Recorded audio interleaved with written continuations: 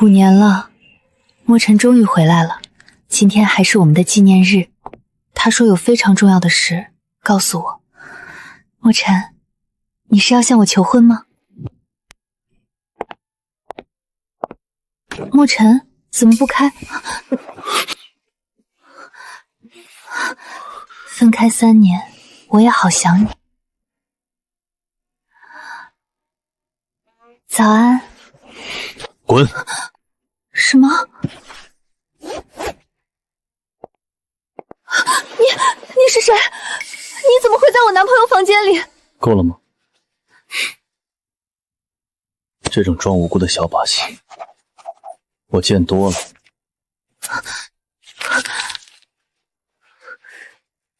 100万？你够了！这里是我男朋友梁墨尘的房间，这位先生是你自己搞错了。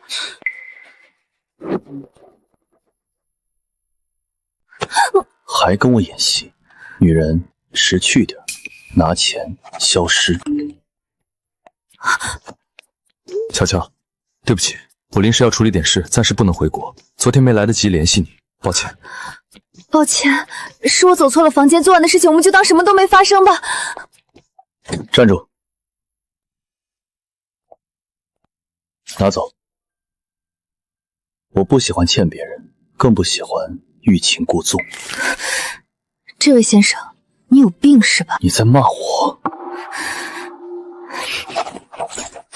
啊？你那蹩脚的技术也就值这个，你要是再纠缠我，你就完了。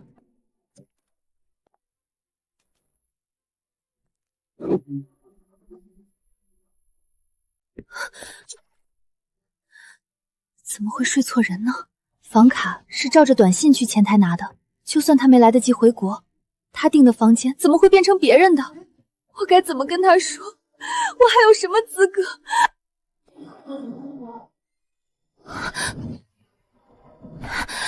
墨尘哥，姐姐会同意分手吗？他争强好胜的性格你也清楚，如果知道我跟你有了宝宝，墨尘哥，我好怕。别怕，我今天一定和他摊牌。我对他早没感觉了，一直没提分手，不过是可怜他罢了。现在我有你和孩子，怎么可能再给他机会痴心妄想？原来3年的等待，在别人眼里不过是痴心妄想。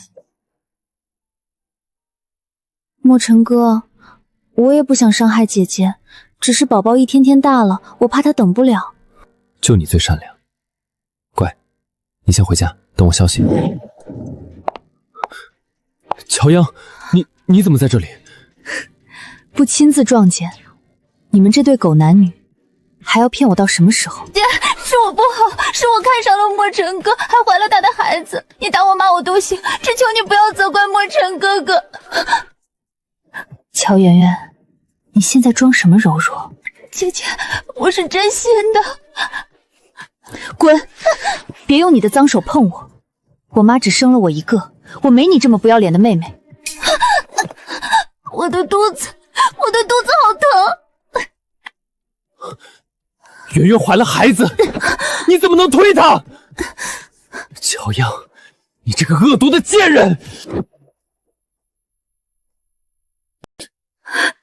明明是他自己倒下去的，梁墨尘，你眼瞎吗？我看得一清二楚，你还想狡辩？乔央，你不止恶毒，还恬不知耻。在一起5年，等他3年，我的痴心就换来一句恬不知耻。梁墨尘，我看你不止眼瞎，还蠢。墨尘哥，你别怪我姐姐，她只是太生气了，不是故意要推我的。乔圆圆，你演，继续演，最好是演个断气给我看看。你闭嘴！乔央，你给我听着，圆圆现在是我的女人，她肚子里有我的孩子，我不允许你动她一根手指头。你被甩了。你终于说出口了。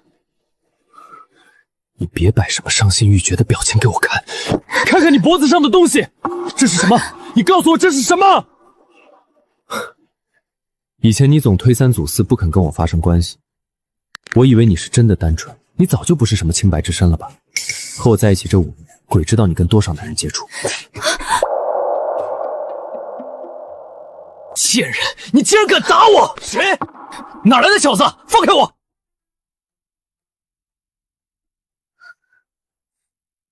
好好说话。我劝你别多管闲事，信不信我一个电话，让你怎么死的都不知道？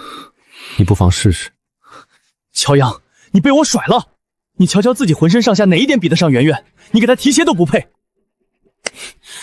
梁墨尘，你给我听着，是我乔阳甩了你，我乔阳不稀罕你这种眼瞎品味低下的男人。你不是想知道我和哪个野男人鬼混吗？我这就让你知道。江湖救急，拜托帮帮忙。他口中的野男人竟然是我。介绍一下，这是我未婚夫。其实他也没什么好的，就是比你帅100倍，比你有钱100倍。我根本没爱过你，你这种无耻的渣男，我乔烟不稀罕。我傅思燕被这个女人拿来和这种货色比，只比这个男人帅100倍，有钱100倍。女人，你未免太小看我了。姐姐，我知道你生气墨尘哥甩了你，可你也不至于随便找个人撒谎是你男朋友啊。我明明给乔远安排的大礼包是个小混混，怎么会变成眼前这个样貌顶尖、满身贵气的男人？绝对不可能。那我就证明给你看，我有没有撒谎。反正昨晚也没少亲，多亲他一口，死不了。大早上的，见人看多了影响心情。圆圆果然没有骗我，乔阳早就背着我出轨了。墨尘哥，你别生气，姐姐她背叛了你，可你还有我和宝宝。你别烦我，自己回家。气成这样，是还在乎乔英吗？昨天精心布置的计划一点作用都没起到。墨尘哥，圆圆，你怎么在这儿？我一个人在酒店害怕，宝宝闹得厉害，我睡不着，就想着来大堂坐坐，没想到碰到你。墨尘哥，你是来找姐姐的吗？你是不是还是放不下她？别多想，我先送你回房间。墨尘哥最好了。墨尘哥，再喝一杯嘛。不喝了，头有点晕。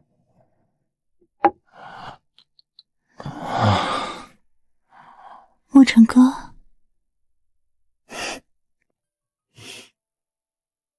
巧巧，今晚 W 酒店1818套房间有非常重要的事告诉你。喂，人到了没有？到了，1818嘛。不过这房间也太豪华了，你确定就一个妞？少废话，事情办妥了，剩下的5万块一分不少。放心，还没有我搞不定的小妞。那个摄像头已经装好了，你只管办事，记住别开灯。乔央，等你明天醒过来，我看你还怎么跟我争墨尘哥。总裁从没带别的女人上车，他这么亲近总裁都不抗拒，难道这就是未来的总裁夫人？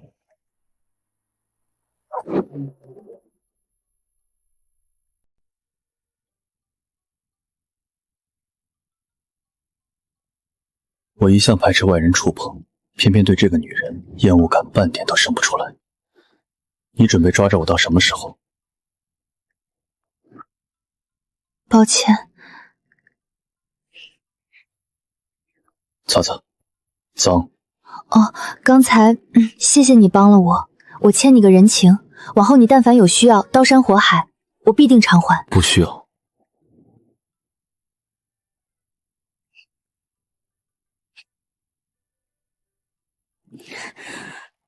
戏演完了，你可以下车了。居然敢让总裁下车，这女人胆子也太大了。上一个敢这么对总裁说话的人，下场都很惨。可总裁怎么半点动怒的意思都没有？你似乎搞错了，这是我的车。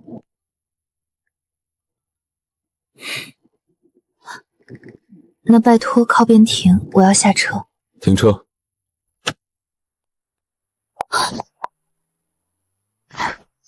算了，反正以后也不会再见面。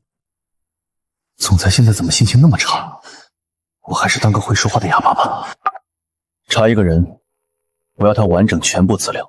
是总裁，请问您要调取信息的是哪位？大概是叫乔央。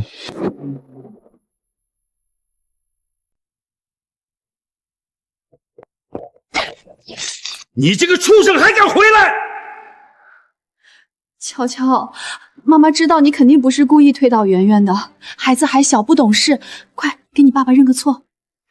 乔乔，你女儿当小三，怀了我男朋友的孩子，你要我认错？沈女士，你算我哪门子的妈？你马上去医院跪下跟你妹妹道歉！老公，你别吓着孩子了。孩子，他干出这种事还配当孩子？医生说圆圆只是动了胎气，在医院好好休息几天就没事。乔乔很小就没了妈妈，你当爸爸的该多疼她一点儿。这是小事儿，如果圆圆的孩子有闪失，我们怎么跟梁家联姻？你果然是顾静怡那人生的，和他一样不知廉耻。乔振华，你没资格提我妈的名字。我妈在医院躺了12年，你和她逍遥了12年，你还要不要脸？你还敢躲？乔乔，做儿女的怎么可以和爸爸顶嘴呢？你这孩子性格太倔了。你少在这里假惺惺！你还是这样，死不悔改，看我不抽你！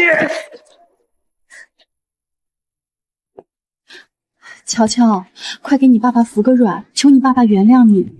你爸爸气消了，就不打你了。有种，你们就打死我！乔振华，你不配做我父亲。来人，把他给我关起来！没有我的同意，不许给他吃喝，不许他踏出房门一步。老公，喝口茶消消气儿。哼，你说你跟孩子置什么气？他那是跟我置气，他是要造反。乔乔这孩子性子是倔了点，跟他妈一样。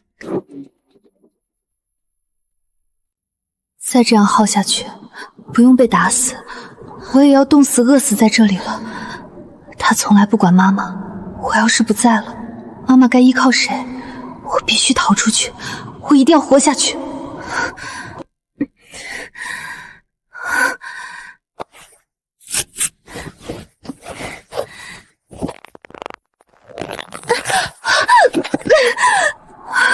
大小姐，你没事吧？你别过来，放我走。我梳妆台的内侧藏的一只玉镯，你可以拿走。大小姐，你放心，我不会告状的。只是你伤成这样，能去哪里？去哪儿都比在这等死强。你肯放我走？大小姐，你走吧，否则太太和二小姐不知道怎么欺负你。谢谢，你会因为你的好心得到福报的。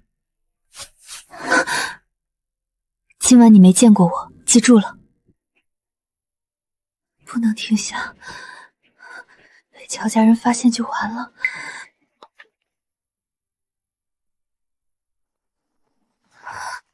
救命！该死！副总，我不是故意的，是他忽然走到路中央的。下去看看。是。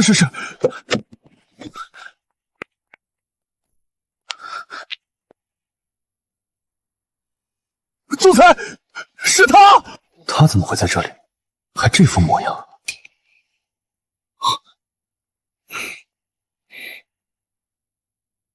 让沈检来家里。好的，副总。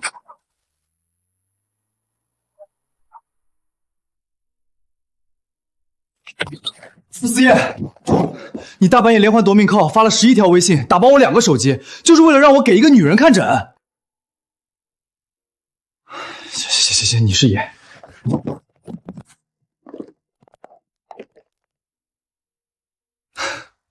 想问我他怎么样了？没什么大碍，身上的伤我已经处理好了，开点消炎药、退烧药给他吃就行。阿燕，平日里看你斯斯文文的，视女人为豺狼捕捉，绝不允许近身。怎么今天还不一样了？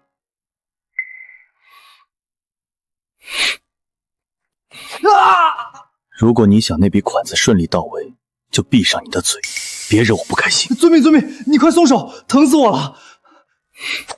你可以走了。你无情，好歹我忙活了一宿，能不能犒劳一下？你确定想要我靠拢？等，我滚，我马上滚！不对劲啊！傅思燕这个活了28年的和尚，别墅里面怎么出现其他人？大半夜把我利用完，就叫我滚蛋！好歹我沈景是护城炙手可热的青年医生，哪个不是对我恭恭敬敬的？不行，必须给傅思杰一点颜色瞧瞧。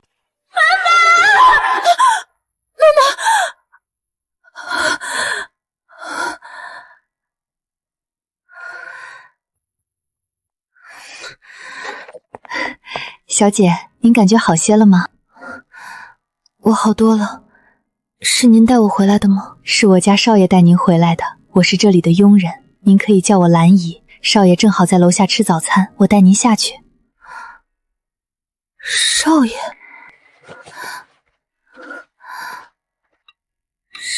是你救了我，我怎么这么倒霉？最狼狈的时候3番2次遇见他。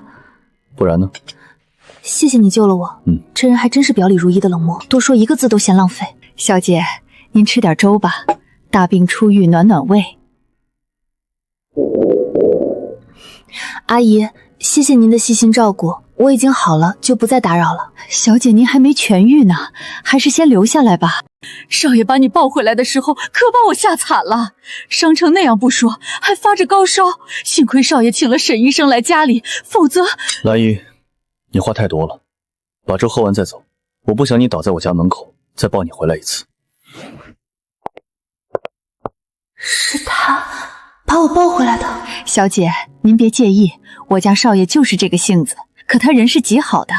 他这是怕他在这里您用餐不自在，所以先上楼去了。您多担待忍让些，日子久了，你就会发现少爷的好。这是少爷特地吩咐我给你熬的粥，您尝尝。他特意吩咐熬的粥。这人看起来冷冰冰的，没想到心思还挺细。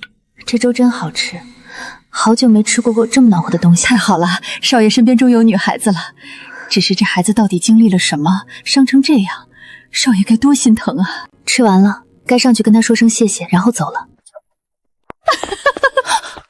你就是阿燕的女朋友吧？阿燕是谁？难道100日元就是阿燕？这小姑娘长得可真周正水灵，怎么都不肯去相亲？原来早就偷偷藏了个这么好的心上人。奶奶，您误会了，我不是……好孩子，别怕，你能委屈将就我这性格古怪的孙子，奶奶太高兴了。你放心，以后阿燕那小子敢欺负你，奶奶帮你揍他。奶奶，您怎么来了？沈锦这个大嘴巴，果然什么都往外说。我不来，怎么知道你家里藏着这么可爱的小姑娘？阿锦那小子说的时候，我还不相信呢。奶奶，我先扶您过去坐。他居然会这么温柔的说话。臭小子，还准备瞒我多久？奶奶，医生说您的心脏不好，要少操心，多休养。你们打算什么时候结婚？结婚？我和他，这都哪儿跟哪儿啊？这些年安排了那么多次相亲，各式各样的女孩子都挑遍了，可这臭小子一个都不见。我必须抓住机会，让他们尽快结婚。这样温馨的家庭氛围真让人羡慕，我也曾拥有过，只是都过去了。他向来行事干脆，肯定会马上解释我们只是陌生人。奶奶，他不愿意跟我结婚。他怎么不解释？这话也太让人误会了。他居然跑了！100日元，你站住！好孩子，你刚才叫阿燕什么？100日元？奶奶，我真不是您孙子的女朋友。前2天我发生了点意外，被您孙子救了回来养伤。傻丫头，你可骗不过我老太婆。我这孙子除了工作，什么都不关心。若是能大发善心，在街上随便捡女孩子回家，也不至于单身这么久还没成家。我就想闭眼前看你们成家呀！多少名门闺秀想嫁他，你嫁了这辈子都享福。下个月18订婚，秋天结婚，蜜月去国外。救命，连孩子都快安排上了。好，我考虑，我送您。乔约，终于走了。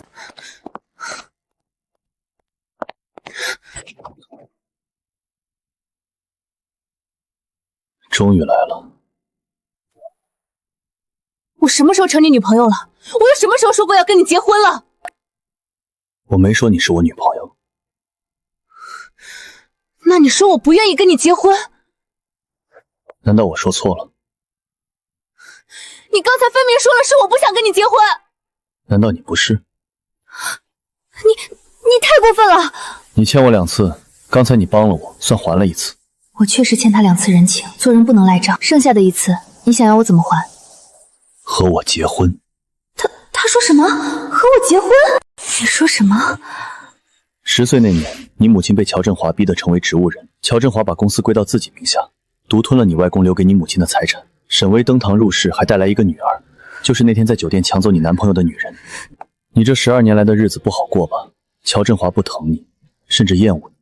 为了解决公司危机，攀上梁家，他默许乔媛媛抢走原本属于你的男朋友，只因乔媛媛说你推倒他，乔振华便偏心，以防止你阻挠这场联姻。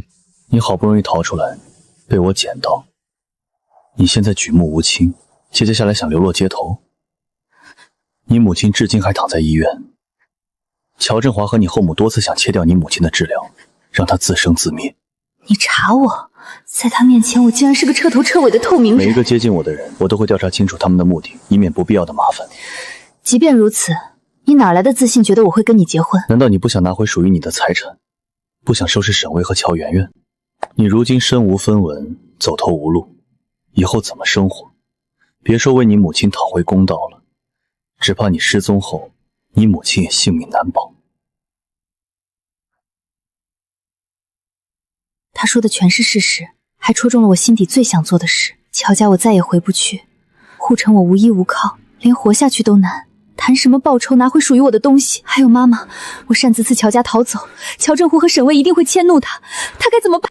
乔小姐，和我结婚是你最好的选择，你可以借我的手，完成你想做的一切。借他的手报仇，听起来实在诱人，可他凭什么有能力帮我对付乔振华、沈巍那群人？他看着确实家底丰厚，可乔振华已经攀上梁家，单凭他又能抗衡什么？梁墨尘家族势力盘根错节，根本撼动不得。100日元怎么可能是梁家的对手？我不能被他几句话哄着答应结婚。梁墨尘和乔媛媛心胸狭隘，会招来无休止的报复。谢谢你的好意，但我自己的事情我知道怎么处理，不劳烦您费心，告辞。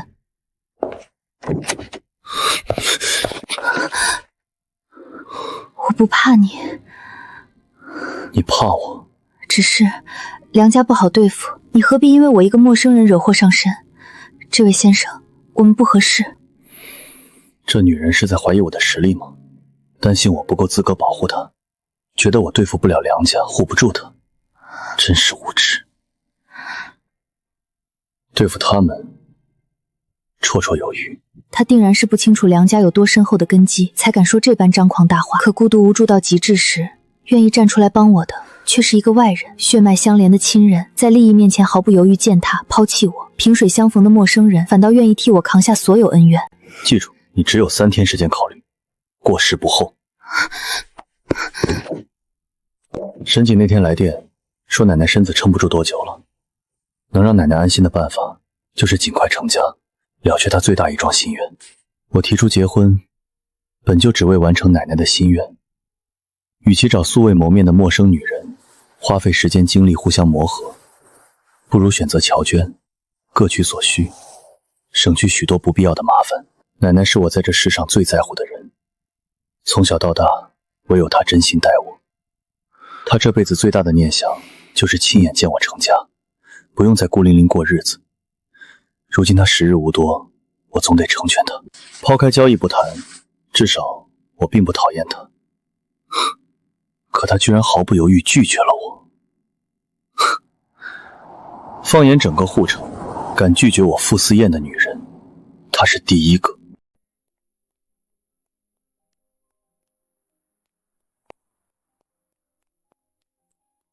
刚刚兰姨给我换的新衣，她连我身无分文都调查到了。但现在最重要的是去医院看妈妈。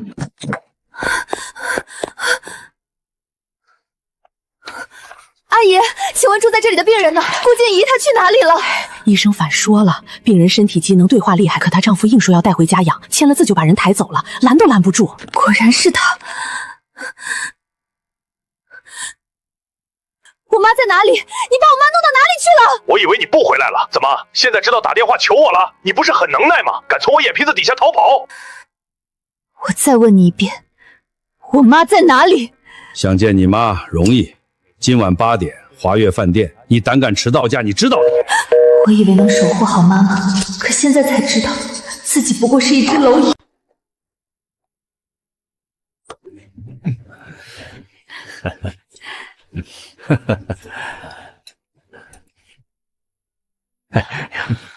方总，这就是我跟你说的大女儿。乔乔，快过来，坐下吃饭。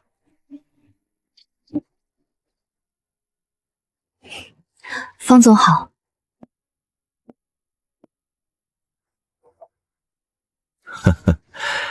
还是这孩子懂事啊，那么懂礼貌。乔乔，方总和你爸爸是多年的老交情了，你嫁过去风风光光做董事长夫人，以后吃香的喝辣的，也算是熬出头了。原来他把我叫到这里来，打的是这个主意。这么好的事情，沈女士怎么不叫你女儿乔媛媛去做董事长的丈母娘？总比当年没名没分上不了台面强吧？乔乔，阿姨知道你还没从莫尘和圆圆的事情里走过来，心里有气，阿姨不怪你。但嫁给方总，你这辈子荣华富贵都享受不尽，阿姨是真心为你高兴啊。这荣华富贵给你，你要不要？他们母女俩装模作样的把戏，真是如出一辙的恶心。乔总，什么意思啊？我有钱，想找什么样的没有？方总您别生气，您千万别生气，这丫头被我惯坏了，就是欠收拾。今天你说什么都别胡闹，方总家财万贯，看上你就是你的福气，快来敬方总一杯。我不会喝酒，赶紧把我妈妈还给我。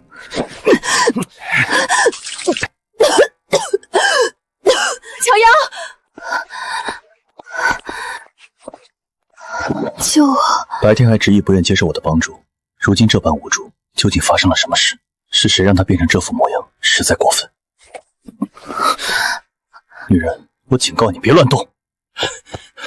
他是我的，你知不知道我是谁？敢抢我的人！滚！臭小子，你把他放下，我不跟你计较。你找死！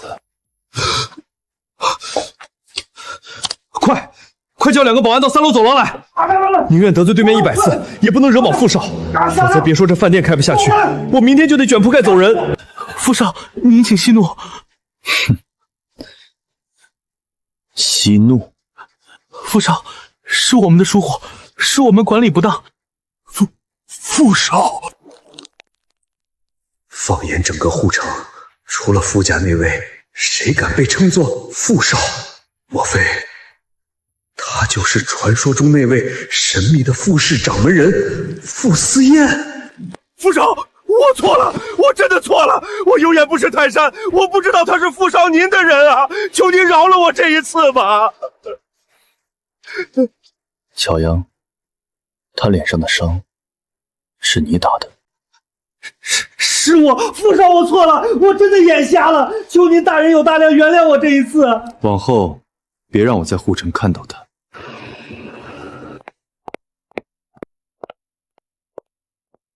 难伺候的万年单身狗少爷终于有人要了！哎呀妈呀，看着少爷着急的样子，说不定不久之后家里就有小少爷了呢。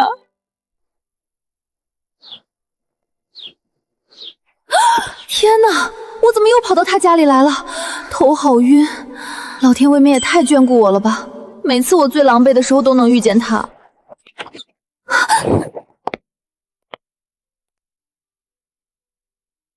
起来，我不喜欢重复第2遍。罢了罢了，敢做敢当。喝了。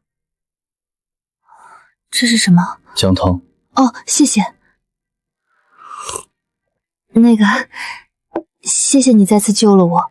还有，昨晚我是不是对你做了什么不好的事？你觉得呢？完了完了，第一次就算了，完全是意外，这一次简直就是我主动扑上去的。那个，我跟你说啊，你要是觉得委屈，我可以补偿你，只是我现在没有钱，等我有钱了一定给你。钱？补偿？又想给我100日元辛苦费？上次的账还没跟他算。让你失望了。我现在100日元都没有，身上还有几百块，还是你上次给我的呢。但你放心，我做过的事情绝不推卸责任。等我有钱了，一定给你花。你要多少钱？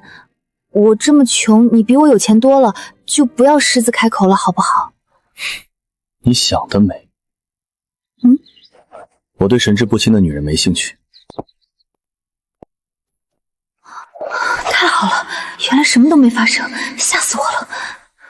不对，他刚才那个眼神是在鄙视我的身材吗？小姐，昨晚您的衣服湿了，我帮您换下来拿去洗了，现在烘干了，您可以换上了。兰姨，我的衣服是您换的吗？是呀，咱们别墅里没有女孩子穿的衣服，昨晚只好委屈您先穿少爷的了。原来如此，和我结婚是你最好的选择。这个人我说不上喜欢，但至少不讨厌，似乎和他结婚也不错。我现在无依无靠，妈妈还下落不明，我一个人实在是没有力气再撑下去了。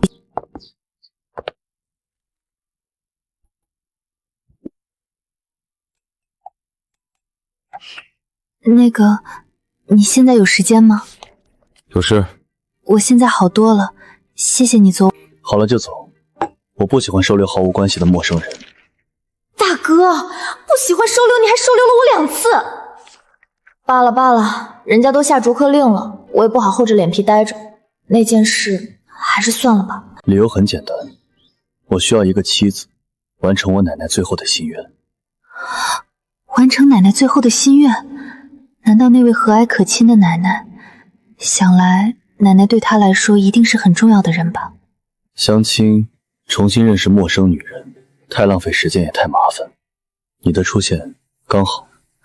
所以，你是怕麻烦，才跟我提结婚？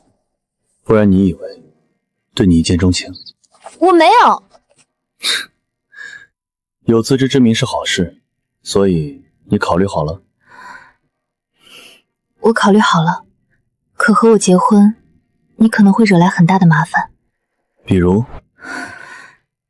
我前男友，就是那天在酒店你看到的那个人，他叫梁墨尘，他家里在护城，可不是小门小户。我怕你和我结婚被我连累，到时候你会后悔的。区区一个梁家，不够资格入我的眼。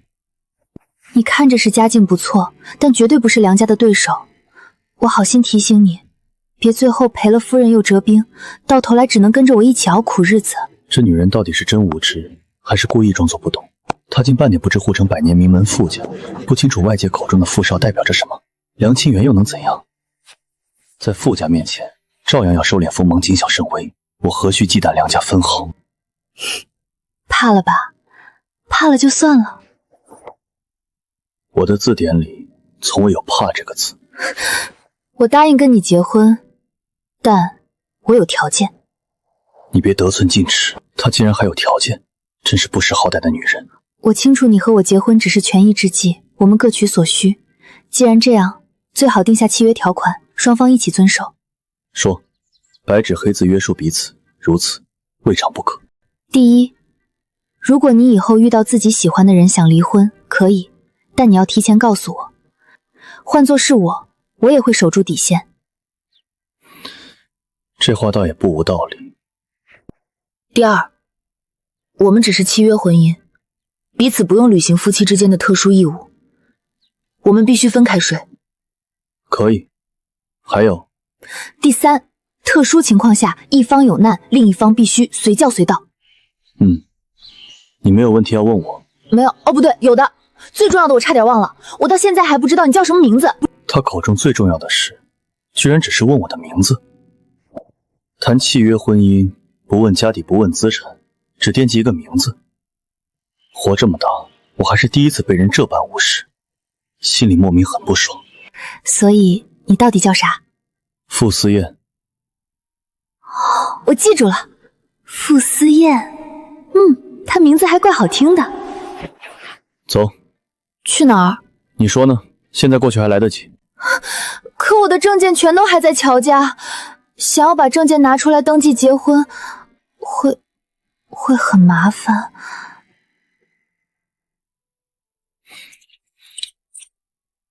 不麻烦。我今天就这样把自己嫁出去了，可我妈妈还不知道这件事。妈妈现在到底在哪里？我会帮你找到你妈。谢谢你，傅思燕。这么多年，所有难处都是我一个人硬扛，忽然有个人愿意站在我这边，替我分担煎熬，就算最后他帮不上实质的忙，这份心意我也已经知足。对了，傅思燕，我们婚礼干脆别办了吧，我觉得完全没必要对外公开。等日后你遇上真心喜欢的人，我们就悄悄办理离婚，互不粗朗，这样也免得旁人议论笑话你。婚礼本是神圣又美好的事，我不能耽误你。这份美好理应留给你此生最爱的人。你倒是有自知之明。这么说你同意了？奶奶不同意。奶奶那边我去帮你劝说。再说我妈妈至今下落不明，我实在没心思筹备婚礼。随你，一旦媒体公关得知傅家掌权人突然闪婚，应酬采访少不了，一堆琐事要费心周旋，我本就懒得应付这些纷扰。他这般不看重傅太太的名分，事事与世无争，不愿张扬，那便依他。反正这个名分他也根本不稀罕。怎么又不高兴了？我明明没说错什么，要不要问问他？下车。哦。拿去花。不用了，我现在没什么要用钱的地方。再说兰姨之前给我的钱，我还剩好几百块呢。连全球不限额度的限量顶级黑卡都不肯收，这女人到底在执拗什么？我不喜欢废话，我傅思燕的女人不需要为钱发愁。哦，好吧，这人也太霸道了，半点商量的余地都不给。我还是安分点，别惹她生气，不然刚领到手的结婚证，说不定转眼就要换成离婚证。我这个仓促闪婚的丈夫，心思实在太难琢磨。我居然真的结婚了，今天这整件事实在太过刺激了。喂，雨雨，你什么时候回来的？刚落地没多久，晚上有空吗？出来一起吃晚饭。我有件天大的事要跟你说，见面再讲。行，那就老地方那家新餐厅，我现在先过去等你。好，待会儿见。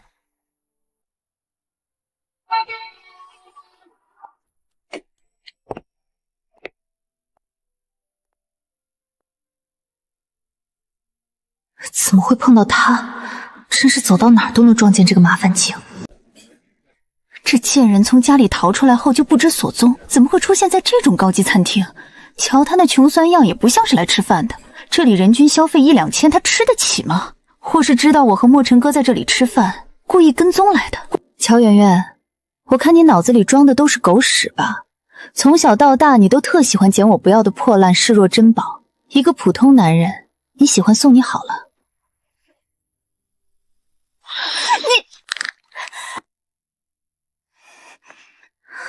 姐姐，你现在倒是自由了，可你妈呢？你不想知道你妈现在在哪儿吗？乔振华把我妈弄哪里去了？你马上打自己巴掌，大声说你以后不会乱说话，保证再也不纠缠墨尘哥哥。只要你照做，我就告诉你顾静怡在哪儿。你想得美！姐姐真有骨气啊，可不知道顾静怡被困在阴冷潮湿的地下室，无人照料，日夜和一群脏老鼠相伴，还能撑得了多久？咱们乔家地下室的滋味，姐姐最清楚不过。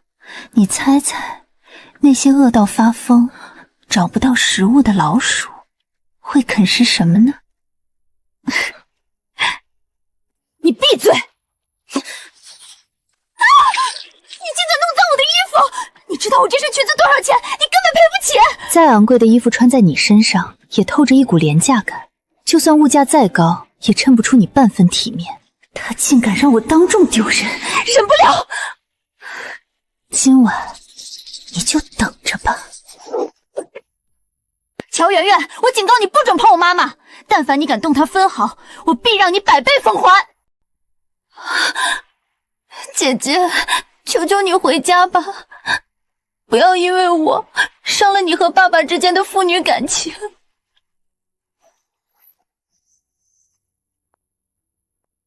乔圆圆，咱们能不能换点新把戏？每次都装出这副柔弱白莲花的样子，我早就看腻歪了。梁墨尘又不是傻子，你真以为次次靠这套戏术都不会被拆穿吗？你太不了解男人了，手段低劣又如何？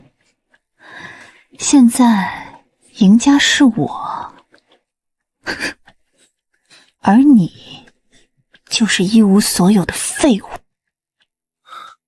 乔阳，你就这么磨人，非要追到我和圆圆面前，刻意找存在感。墨尘哥哥，你别这么说我姐姐。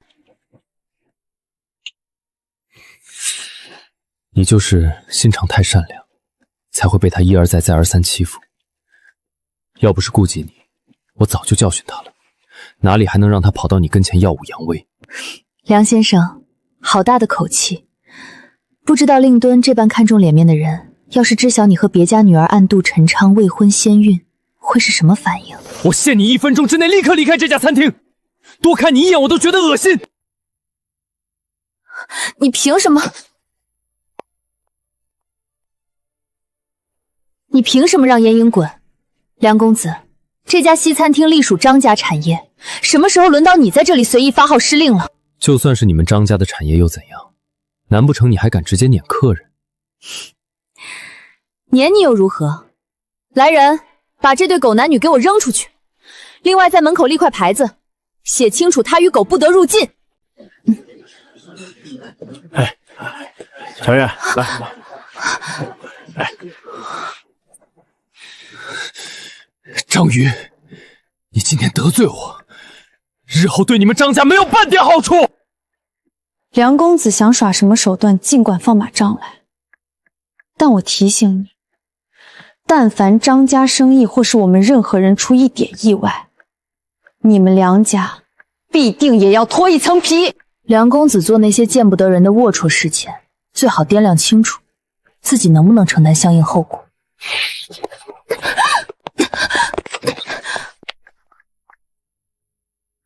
真是冤家路窄，孔萧然约我来这里吃饭谈事，竟碰巧撞见这么一出。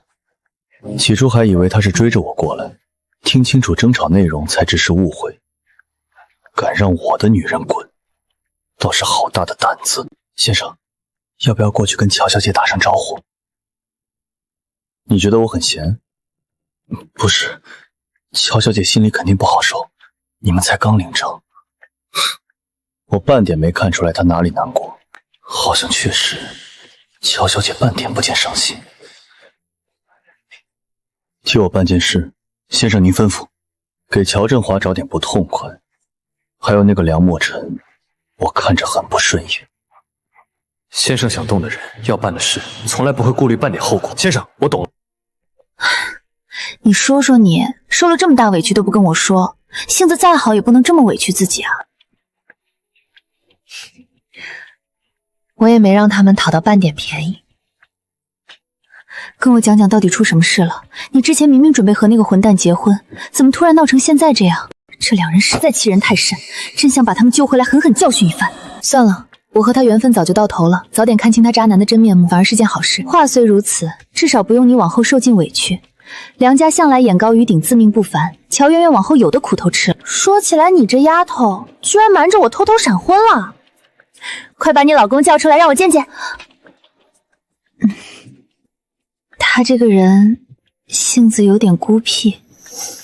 我性格孤僻，但他人其实挺好的，看着冷淡，心思特别细腻，是个好人，长得还特别帅，一双大长腿跟模特似的，好看极了。还算有点眼光，没白夸。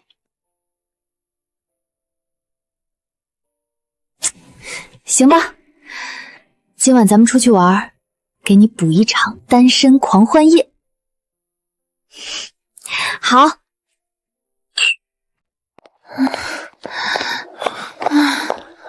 乔小姐，洗手间在这边，我带您过去。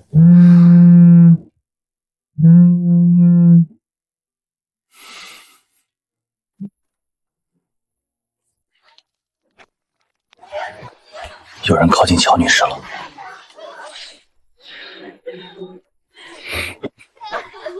我先走，你们继续玩。喂，傅思燕，不带你这样的，说来5号玩的人是你，提前走的人也是你。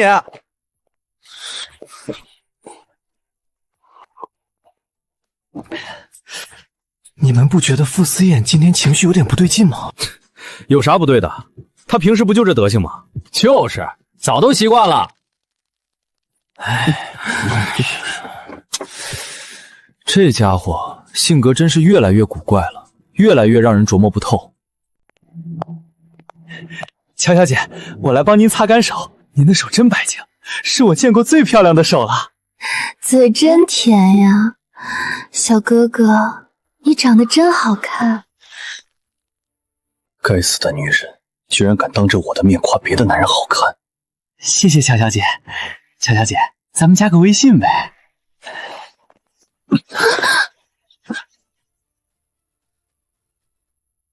滚！是，这男人一看就不是普通客人，非富即贵，我可惹不起。小哥哥，你也长得好看，就是有点像我刚结婚的老公。这是什么奇怪的感觉？回家。我没有家，回什么家？我还要喝酒。不听话。不听，要喝酒，穿着飞一团。我靠！你们来看，傅思燕竟然有对象了！你喝多了眼花吧？阿言这种万年单身狗会有对象？他有对象，鬼才信！头好沉，还好，衣服没乱。昨晚不是和张玉在5号公馆吗？怎么会跑到傅思燕这里来的？哎，怎么甜丝丝的，像是蜂蜜的味道。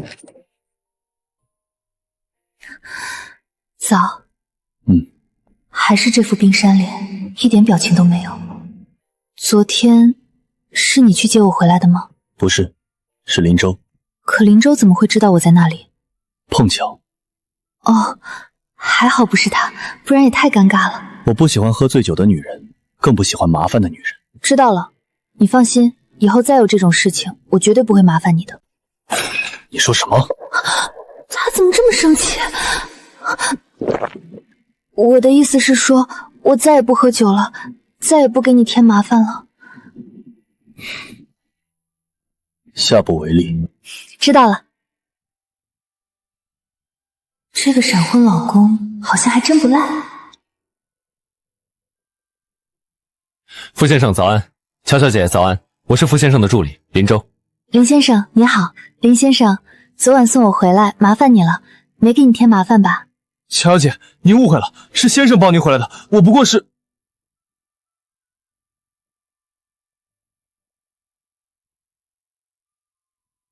刚才某人明明说不是他，是林州来着。傅先生，您这脸打得有点响啊。我花钱养了个废物，他是不带脑子还是不带眼睛？没看见我刚才警告的眼神吗？先生，我完了，我怎么把实话说出来了？有事说事，没事滚蛋。是。先生，按照您的吩咐，乔振华答应今天上午10点之前将顾静怡女士送回青山疗养院。医院那边我也打电话安排过了，已经准备好接手顾静怡女士住院，一应医护人员和医疗设施都是国内最顶尖的。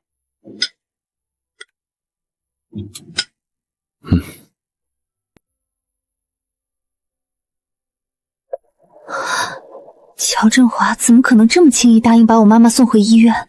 乔小姐，乔振华不想乔氏马上破产，自然只能乖乖答应将顾女士送回医院。破产？是的。乔振华有多难对付，我比谁都清楚，更何况他现在还有梁家在背后撑腰。傅思妍到底有多大的能耐，能让乔振华这么乖乖听话？傅思妍，你怎么做到的？你太厉害了！我自有办法。这种动动嘴皮子就能解决的小事，也叫厉害。你是不是答应了他什么条件？他不配跟我谈条件。乔振华是个泼皮无赖，我不想你因为我出事。他这个人，任何没底线的事都做得出来。我是傅思言，放眼整个护城，谁敢给我找麻烦？除非那人活腻了，想死。这个女人是在关心我吗？不想快点见到你母亲？行。司机在门口等你。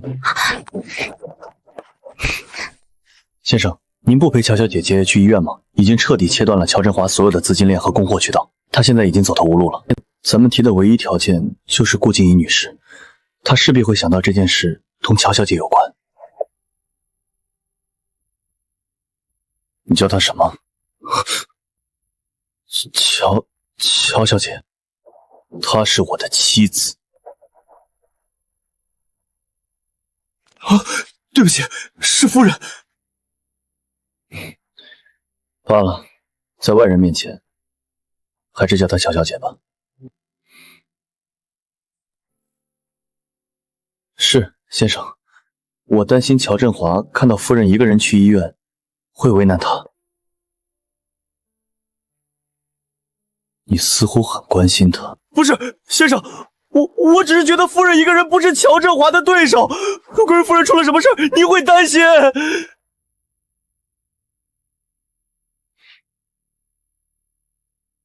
我自有安排。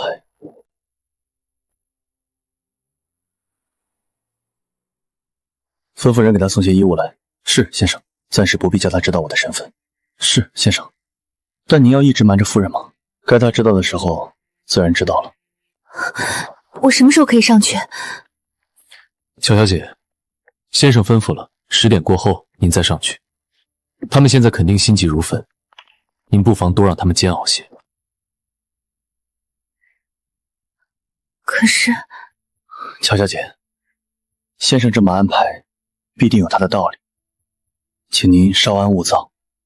顾女士现在很安全，您不必担心。好吧。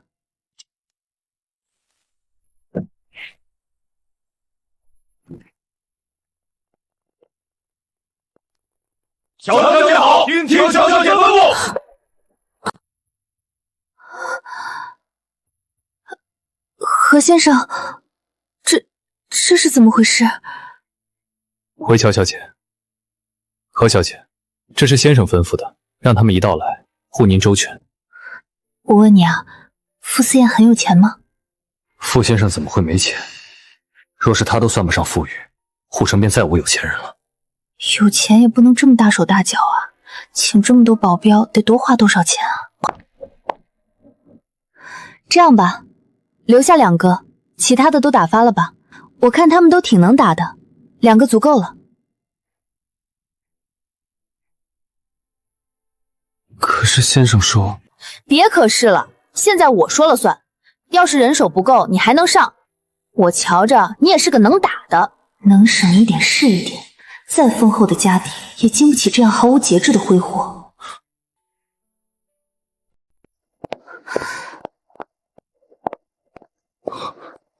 乔小姐哪里用得着替先生省钱？先生名下资产丰厚，就算10辈子肆意挥霍也花不完。先生，现在怎么办？乔小姐坚持只留2个保镖，那便她说了算。是，先生。先生事事顺着乔小姐，这2人倒格外相配。只记住一点，不许她吃亏。是，先生。人怎么还不来？老公，你别着急，说好的10点钟，这不是才过了10分钟吗？你懂个屁！不急，不急，再不急我明天早上就成穷光蛋了。老子破产了，你还穿得这么阔气？从昨天接到那通电话开始，就一直被警告，说但凡顾静怡有一点意外，我乔家公司直接破产清算。老公，你消消气。你说你平日里也没得罪什么人，怎么好端端的会被人威胁？是不是乔乔那丫头故意跟你过不去，找人吓唬你的？她没这个本事。起初我也怀疑是乔岩搞的鬼，可合作工厂毫无征兆全部断供，所有人说辞一模一样，都说上层大人物下令打压我，他们不敢违逆。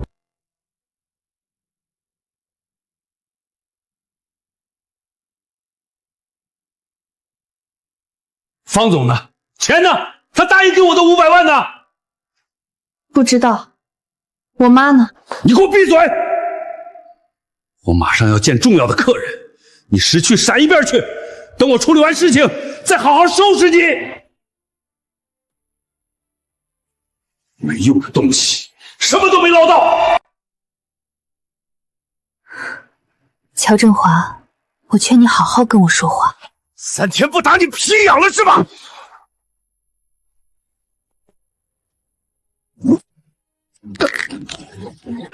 哪来的人？放开我！哎呦，好疼，我手断了。闭嘴，老实点。你是谁？我是谁，你不需要知道。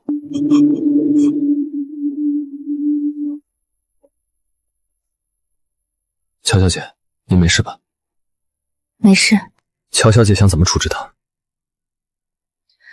让他在这儿待着吧，我去看看我妈妈。是。这小丫头到底攀上了什么大人物，能让这么气场十足的男人对她俯首听命？让开！乔乔，你去哪儿了？妈担心死你了！别拿你的脏手碰我！沈女士，我妈在病房躺着，想做我妈，你配吗？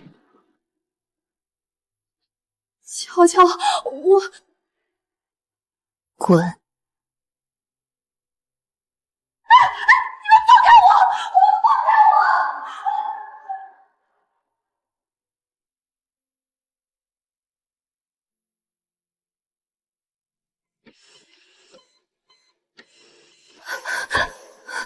妈妈，对不起，我太晚找到你了，让你受苦了。这是什么？乔小姐，顾女士身上还有很多这种旧伤，应该是长期被指甲掐的，有些掐得很深，时间久了就留了疤。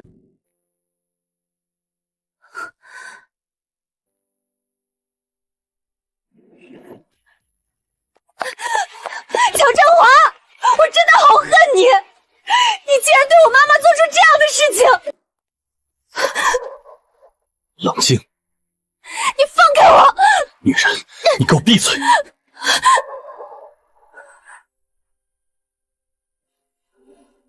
傅思言，只是你现在冲撞他，你母亲受的罪也得不到弥补，对不对？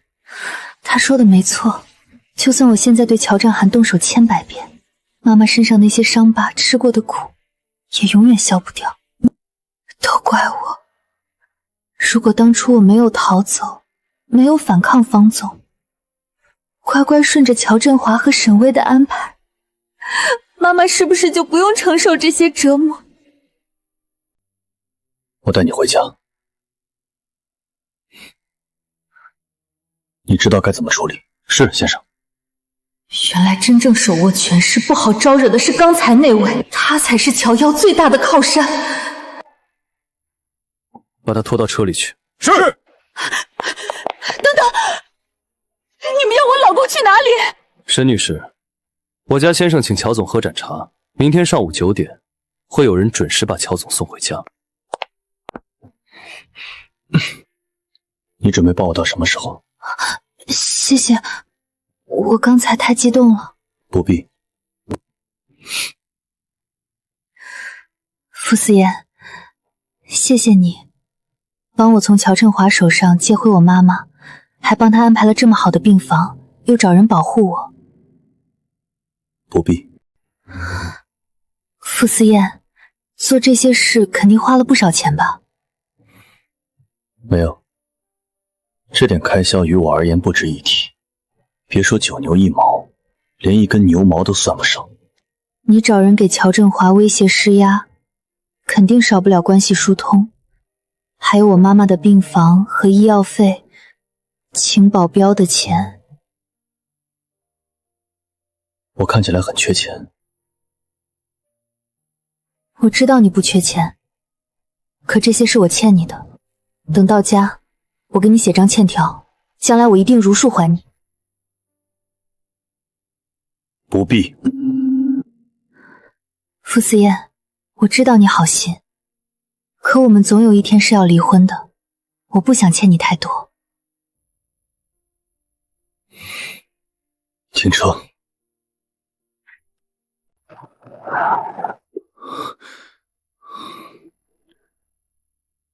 下去。他明明在生气，可到底在气什么？实在莫名其妙。傅思燕，你是在生气吗？你很丑。傅思燕，你气什么？何为，把他给我扔下去。是，先生。走的是干脆利落，他分明是动了大怒。可我实在想不通，到底有什么值得发火的？我只是不想欠下大额人情，难道我说错话了？怎么都想不通，这已经是他第2次赶我下车了，脾气阴晴不定，简直就是个古怪暴君。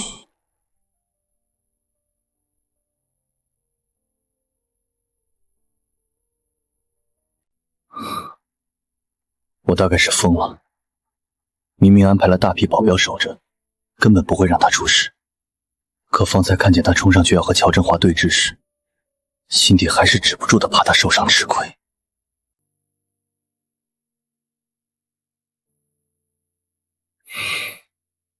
我们才新婚第2天，他心里时时刻刻都在盘算离婚。不知好歹的女人。别墅现在暂时不想回去，刚刚只顾着冲乔振华发土，都没好好陪妈妈说说话，我得回疗养院看看她。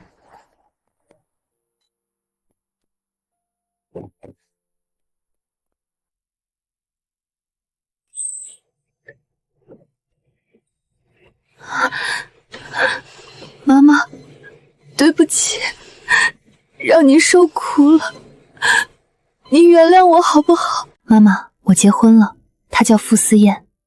虽然她跟我没见过几次面，但是对我挺好的。你瞧，她把你从乔火的虎狼窝里救出来，又给你换了特护病房。妈妈，您不用担心我，虽然傅思燕性格有点怪，但是一个特别有孝心的人，总让我觉得很安全，有依靠。妈妈，我以后不是一个人了。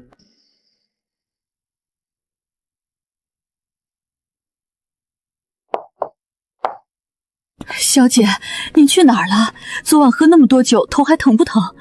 不疼了，谢谢兰姨。昨晚你回来吐了少爷一身，换了别人弄脏少爷的衣服，少爷早雷霆震怒了。小姐，少爷是真真疼爱你。我吐了傅思妍一身？是啊，少爷还照顾了你一夜。小姐，你以后别喝这么多酒了，少爷会担心的。兰姨，我知道了。傅思燕回来了吗？还没呢。哦，那我先上楼了。好的，小姐，一会儿我叫您吃饭。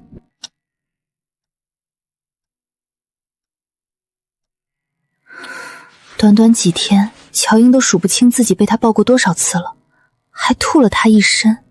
那么一个爱干净的人，竟然没把他扔出去。上午他发那么大火，直接把我赶下车，分明不想搭理我。我主动发消息，只会自讨没逃。算了算了，睡觉。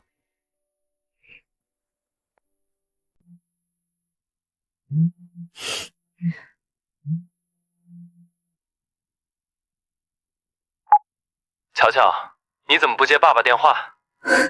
乔振华，你吃错药了还是中风傻了？好孩子，爸爸以前对你差了些，但爸爸现在改邪归正了，知道错了，你原谅爸爸好不好？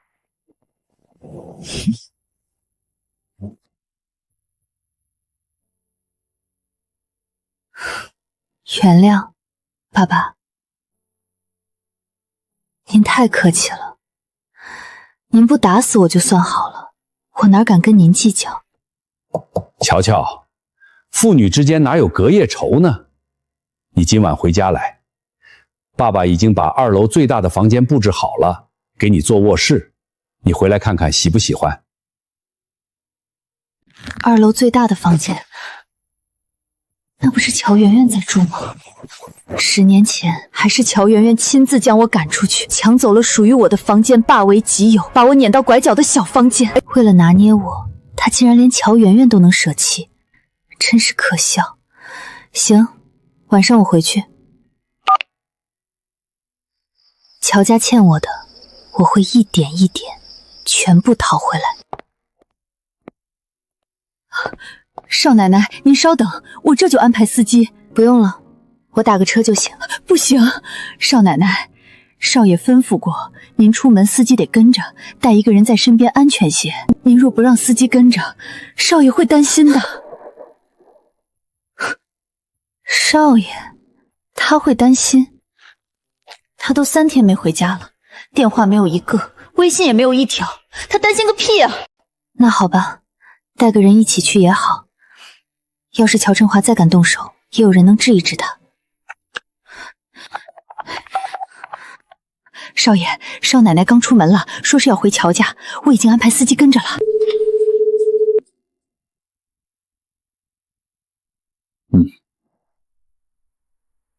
少爷，您若是担心少奶奶，为什么不直接跟少奶奶联系呢？联系？凭什么是他主动联系？他都3天没回家了，竟然一个电话都不打给他，想来他根本不在乎自己回不回家吧。兰姨，我忙，挂了。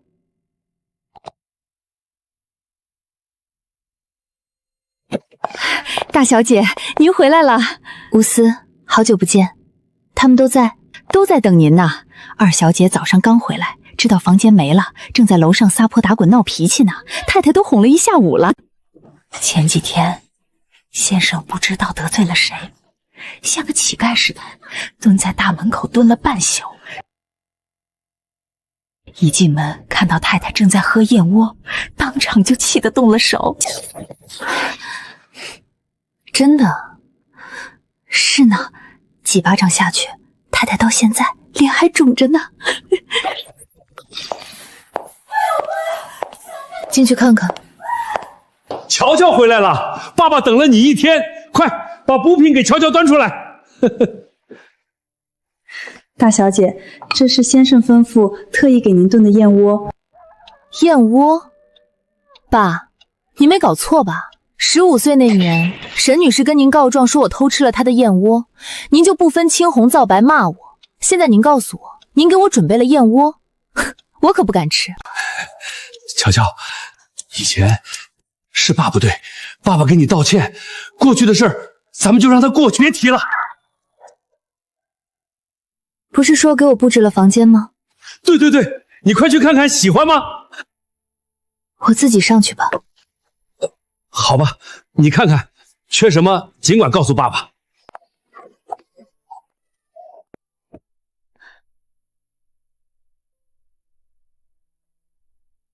你凭什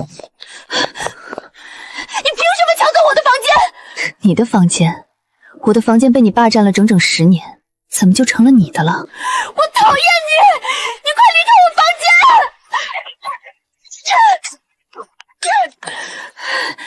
你别以为爸爸现在对你好是真心疼你，等你没有利用价值的时候，你懂的。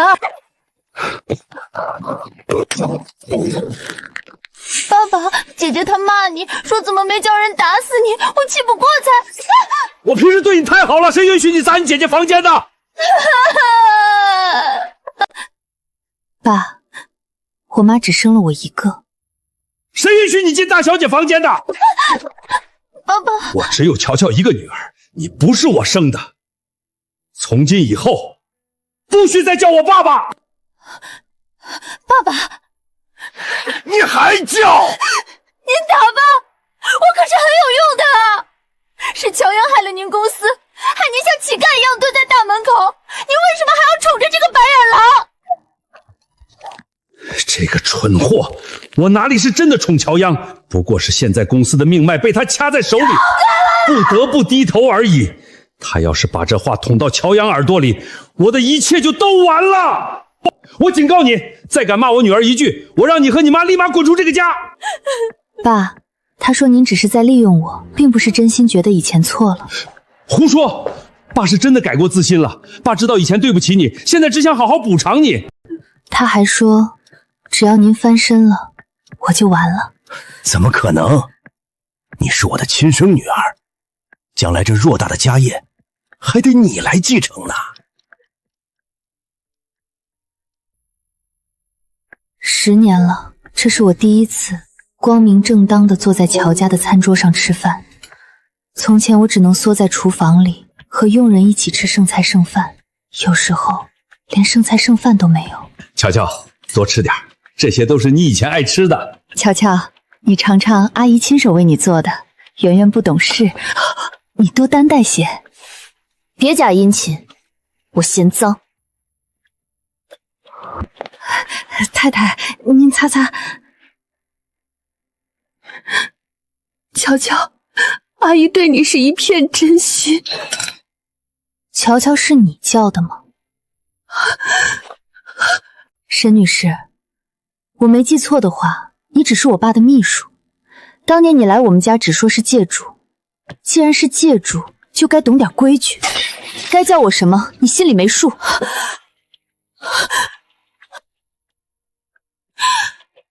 乔乔说的没错，你该叫她大小姐。老公，大小姐。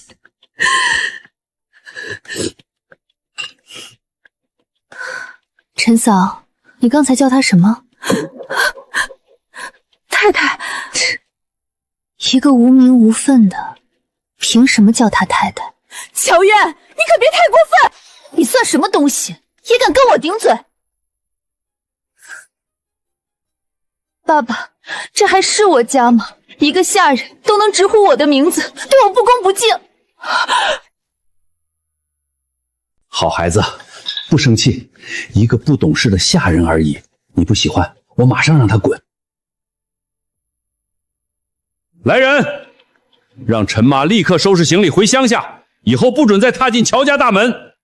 老公，陈嫂好歹在我们家做了10年，没有功劳也有苦。你给我闭嘴！再多说一个字，你也滚！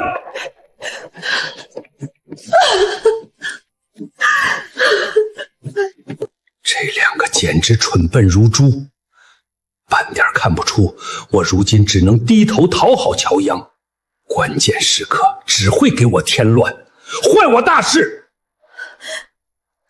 是，您以前对我再不好，可您到底是我爸，血浓于水，我不会怪您。几句场面话哄他放下戒心，好戏还在后头。真是爸的乖女儿，来吃块鱼。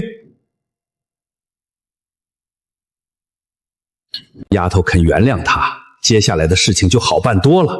现在先顺着他，等公司活过来缓过劲儿，再慢慢想办法收拾他。满桌虚情假意的讨好，这种东西我怕是吃了都要反胃不消化。乔乔，你和那位傅先生在谈恋爱，你这些天是不是都和他在一起？刚缓和2句，就迫不及待打探我和傅思燕的关系。爸，那天让您吃了点苦，你不怪我吧？他这人就是这样，见不得我受委屈，谁敢欺负我，他就10倍奉还。不怪不怪，怎么可能不怪？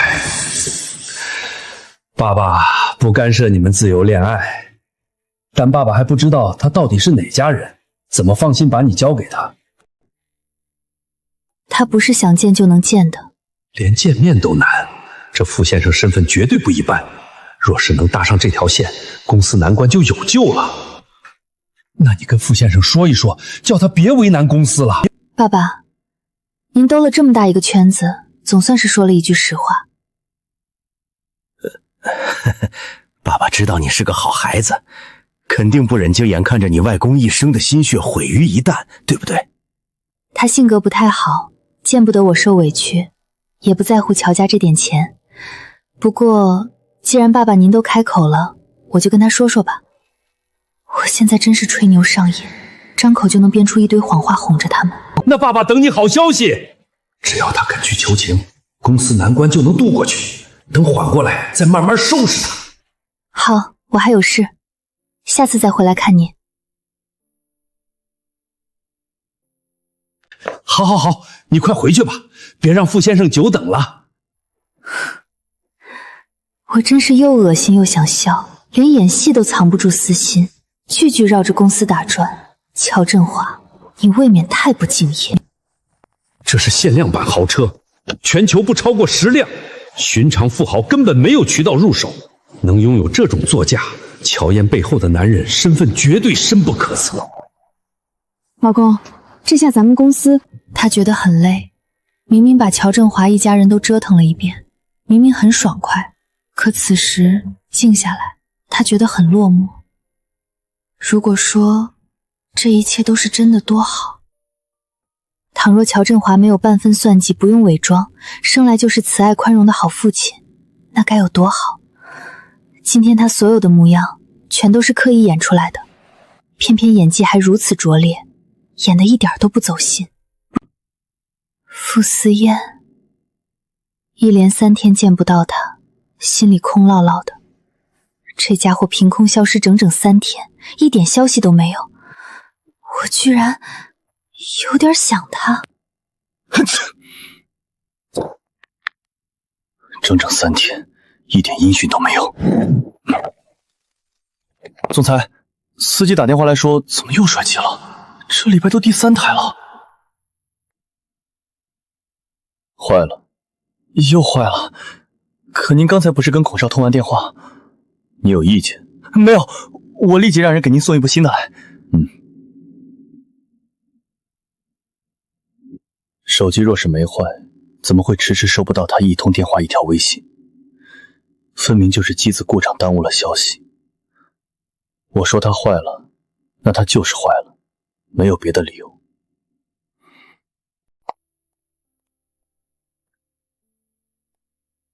总裁，刚才阿强叔打电话来说，已经安全把夫人送回别墅了。夫人似乎情绪不太好，哭了一路。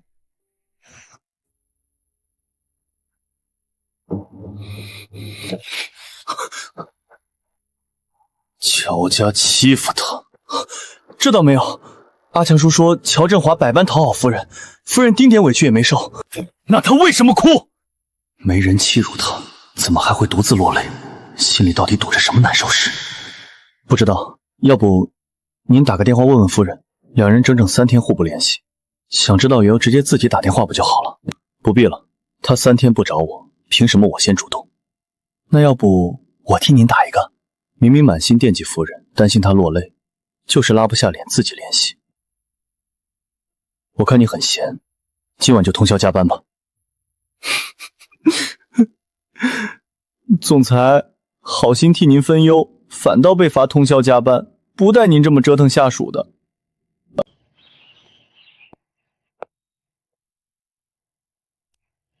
不知不觉分开这么久了，整整1个星期，傅思燕一次都没有回来过。满脑子全是傅思燕，哪里吃得下东西？少奶奶，您怎么不吃？是这粥不合胃口吗？您想吃什么，我马上给您做。不是粥的问题，兰姨，傅思燕1个星期没回家了，她是不是失踪了？原来您是想少爷了？谁想他？我才没有。少爷工作忙起来，半个月不回家也是有的，您别担心。那他住哪里？大多时候是办公室。哦，好吧，大概他是真的太忙了。就算工作再忙，抽空打一通电话很难吗？我们明明已经领证，是合法夫妻，一声不吭消失整整1周，到底有没有把我放在心上？算是吧。少爷这个人很单纯的，若是闹了小脾气，哄哄就好啦。怎么哄？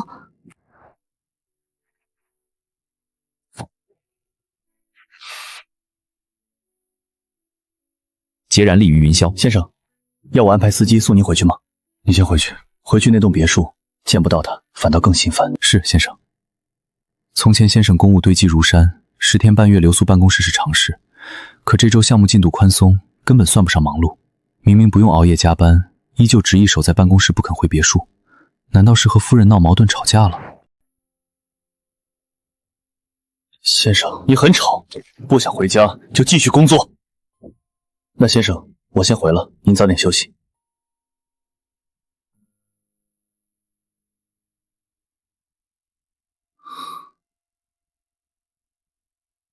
屏幕干干净净，什么都没有。我整整1周不回家，他就半点不担心，不知道主动打个电话问问我。难道在他心里，我根本一点都不重要？他压根不在乎我。我什么时候受过这般冷落冷遇？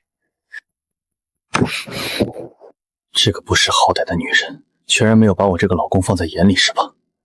合法夫妻，我失踪1周，他不闻不问，半点惦记都无。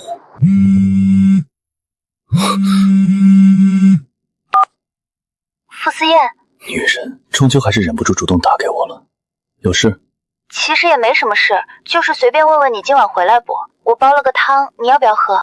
煲汤？他这是特意讨好我，主动哄我，要不要答应他？可若是我这么轻易就顺着他回家，他定会沾沾自喜，觉得我很好哄，往后更不把我放在心上。我很忙。哦，那好遗憾啊。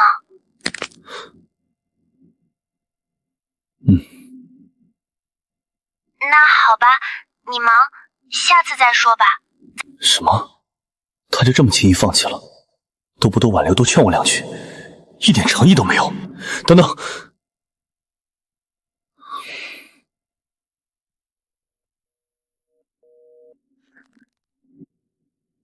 思妍，你什么时候忙完？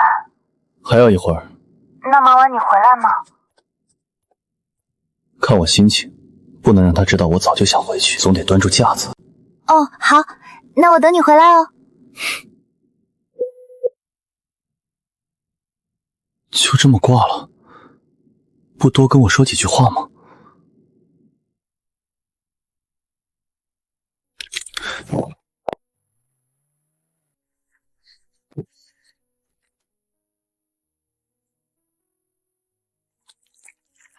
他睡着了，等我等他睡着了。人间烟火气，待归俏佳人。日子和从前不太一样了，心底有种说不出的暖，填满了长久以来空荡荡的心房。傅思妍，他梦里都在叫我，梦里是有我吗？皮肤细腻白净，唇色烟润，让人想靠近。傅思妍，你回来了。小心！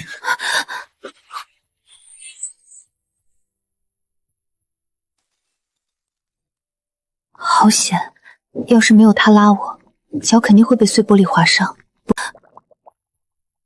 心脏跳得快要冲破失落胸腔，完全不知道该做什么。对不起，我刚刚居然不小心碰到他了，像主动亲了他一样。饿了，你先出去做，汤马上就来。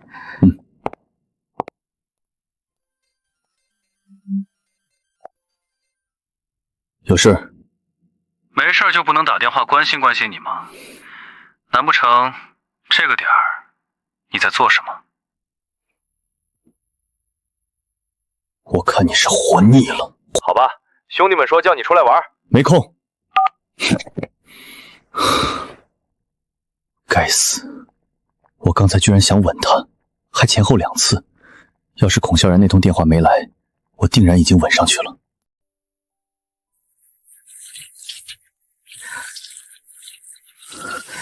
清醒，清醒！千万不能被他的美色给诱惑了。我们只是契约夫妻，不能动心。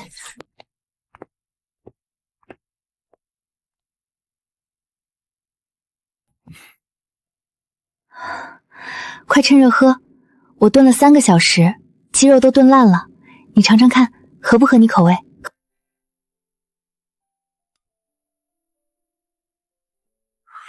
整整1周在外食欲不振，这碗热汤刚好熨贴心底所有空漏。怎么样，好喝吗？还行。还行的话，你是不是可以不生气了？我没生气。没生气，你1周不回家？忙。行，你说没生气，那就没生气吧，我不拆穿你了。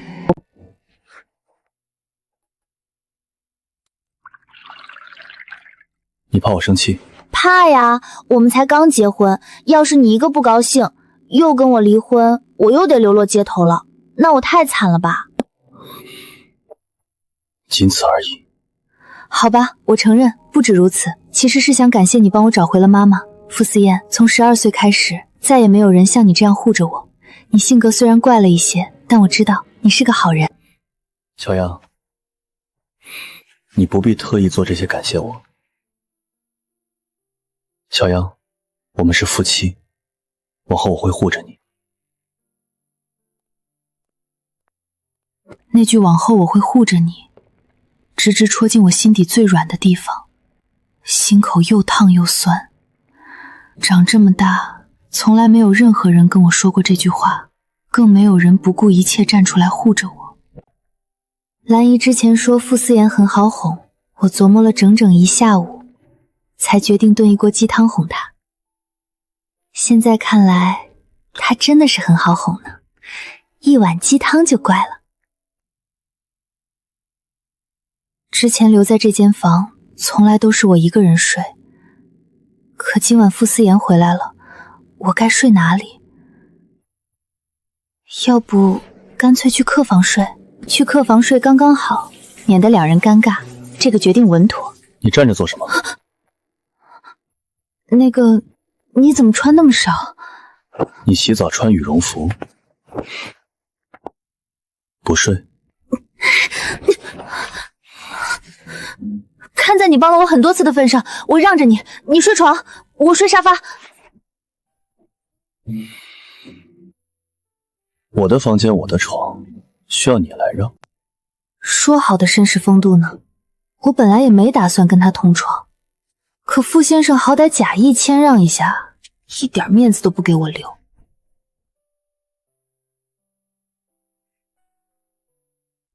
同处一间屋子，他在床上，我在沙发，心里乱糟糟的，半点睡意都没有，只能一动不动僵着。傅思妍，你睡了吗？没。傅思妍，有个事儿我要告诉你。说。前2天我去了趟乔家，乔振华以为我找了个很厉害的靠山，对我也客气了很多，于是我就将计就计，演了一出，让他以为你背景很厉害。不好意思啊，没给你说一声，就拿你当挡箭牌了。傅思燕，你不会生气吧？不会。傅思燕，你真好，麻烦你跟你朋友说一下，暂时可以不用打压乔氏了，那是我外公一辈子的心血，在我没有能力拿回来之前，暂且放在乔振华手里吧。谢谢你，傅思妍。睡吧。好，晚安。心里的包袱全都放下，这下终于能好好睡觉了。这条绒毯是他半夜起身给我盖上的吗？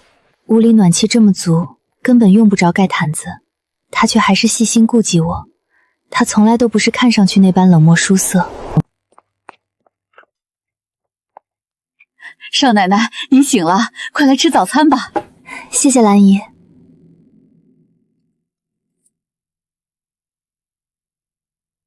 谢谢你给我盖毯子。不必，我只是嫌麻烦。你感冒了，兰姨照顾辛苦。行吧，这人永远不会好好说话，总是嘴硬别扭。我大人有大量，不跟他计较。少爷少奶奶站在一起，真是般配。奶奶今天要见你。今天？有问题。不，没问题，只是能给我点时间吗？我出去买一身新衣服，我这些衣服太旧太随意，第一次正式见你奶奶，应该庄重点，表示尊敬。不必，林州随便替你准备了一些，跟我来。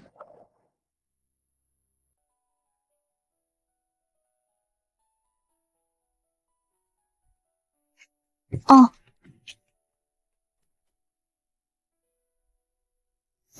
傅思燕，这就是你说的随便准备？只是随便准备就堆了一整间，要是用心准备，难不成要把整栋别墅都装满？都是你的尺寸。你怎么知道我的尺寸？我过目不忘。什么意思？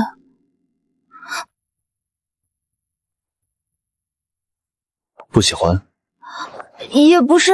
你准备的这些，乔妍不喜欢，叫人重新送过来，把这些扔了。傅思燕，我喜欢，非常喜欢。乔，明明很喜欢，方才却一副为难发愁的模样，女人心思实在难懂，真是麻烦。那你还不去换？要我帮忙？不必了。明明只是随口准备，却样样贴合我的尺寸，这般用心，我这算是被他放在心上，被好好宠着了吗？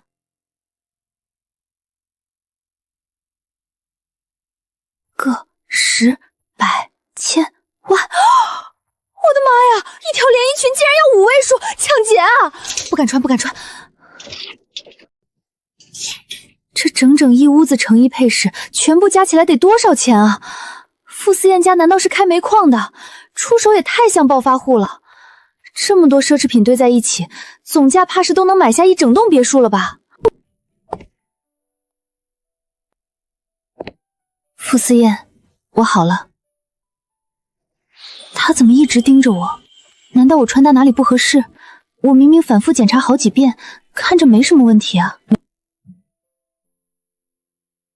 少爷眼光实在太好了，少奶奶本就生得清秀好看，少家打扮竟如同谪仙下凡，明艳动人，和少爷站在一起再攀颇不过。少爷，司机在外头候着了，你们快些去老宅吧，老太太等着呢。走吧。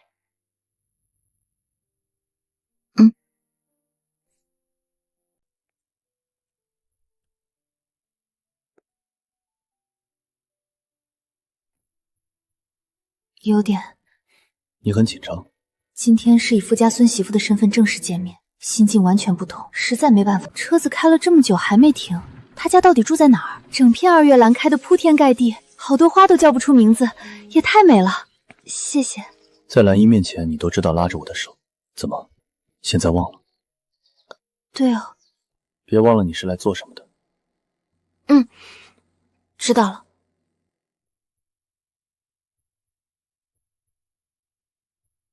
准备好了吗？不愧是傅思燕，演恩爱夫妻都这么逼真。小少爷，小少奶奶，周叔。周叔好。小少奶奶好。周叔，后备箱有东西，麻烦替我拿下来。是，小少爷。没想到屋内厅堂更是别有洞天，处处透着底蕴。傅思燕家底实在雄厚，可处处沉稳内敛，完全不是张扬的暴发户，是沉淀多年的世家底蕴。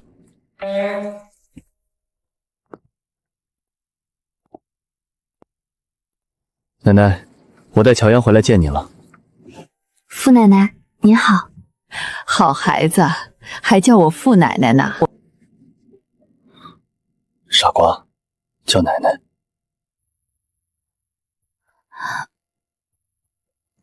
奶奶。哎，这就对了，好孩子。泱泱，谢谢你肯委屈将就我们家这个脾气古怪的孙子，奶奶今天太高兴了。往后奶奶护着你，若是我这臭孙子敢欺负你，你就告诉奶奶，奶奶替你收拾他。不说别的，奶奶真的太温柔慈爱了，我打心底里喜欢她。谢谢奶奶。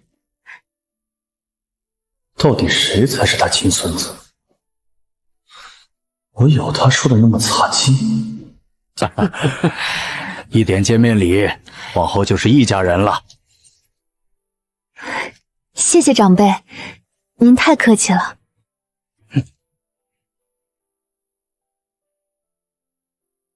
坐得住是强人的。奶奶，不早了，你应该休息了。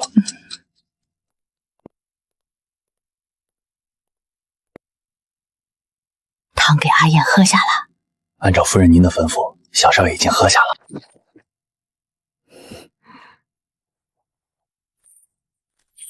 喏，这是你们家人给的，你拿着。不必，他们给你，你就收着。那不行，他们以为我是真的富家媳妇才给的，我哪能拿？这只镯子是奶奶的陪嫁，跟了她老人家几10年，另外一只在我母亲手里。居然是奶奶的陪嫁，这么贵重的东西我怎么能收？奶奶既然送你镯子，就代表她认定你这个孙媳妇。若是以后没见你戴在手上，你怎么解释？原来是奶奶的陪嫁，怪不得总觉得她成色极好，自带一股古朴高贵的气质。想来的确是十分珍贵的东西。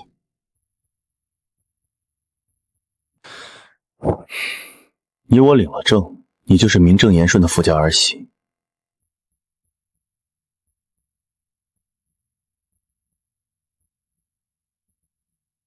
可我们只是……留作你的零花钱吧，反正他们不缺这点。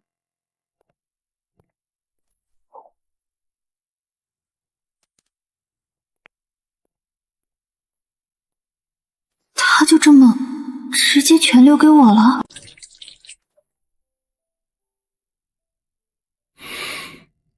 昨晚居然……泱泱来啦，快坐。昨晚睡得好不好呀？奶奶，我睡得很好。这孩子生得俏丽灵动，性子又纯良讨喜，阿燕能娶到她，真是捡着福气了。果然大师说的没错，阿燕的姻缘都是天注定的。我从前再怎么着急上火，终究是无用。阿燕还没起来。她好像有点累。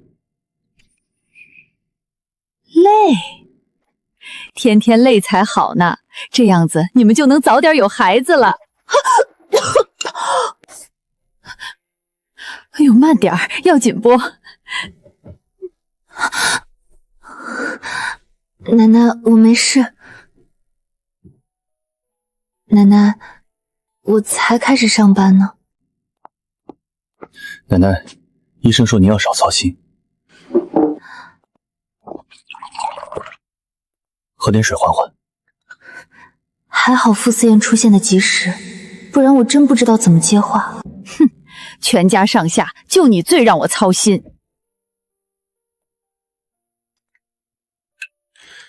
我好不容易讨来的老婆，奶奶您别给我吓跑了。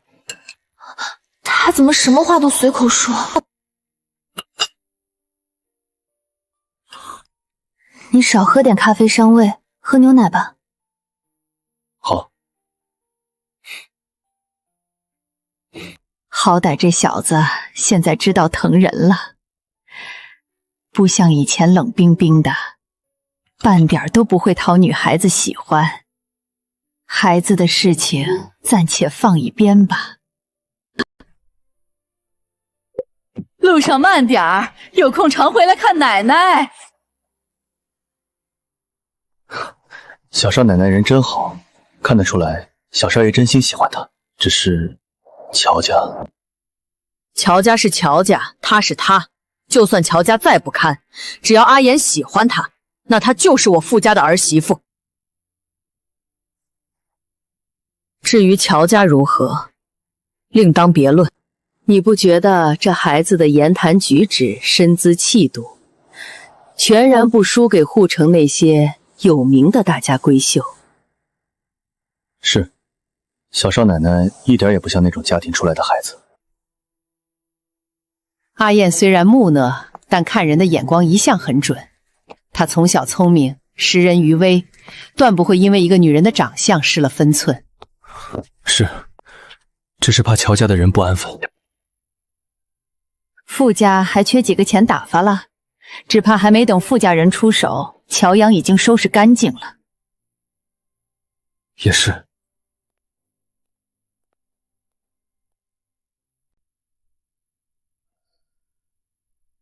傅思言，什么事？奶奶要是再提孩子的事情怎么办？现在我还能用上班做挡箭牌，可后面我们又怎么说？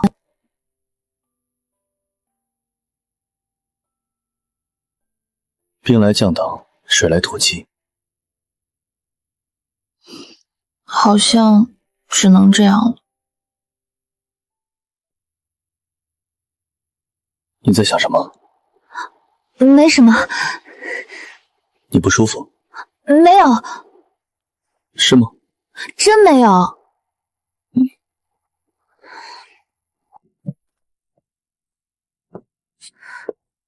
你昨晚熬了一夜。工作很多吗？还好。去哪里？这个学期我开始实习了，今天第1天。哪家？景星娱乐。蓝一早，我赶时间，简单吃2口就走。少爷昨晚在书房熬了一夜，凌晨我送点心上去，见他趴在桌上，想叫他回房间睡的，少爷却不肯。少奶奶，少爷是怕吵着您休息呢。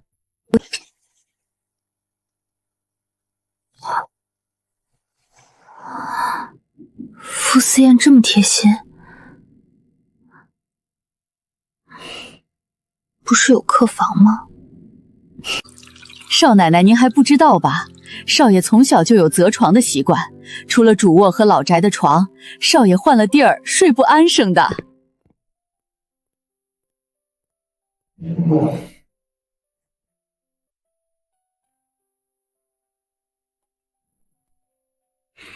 咖啡伤胃，你一定要喝，就加点牛奶。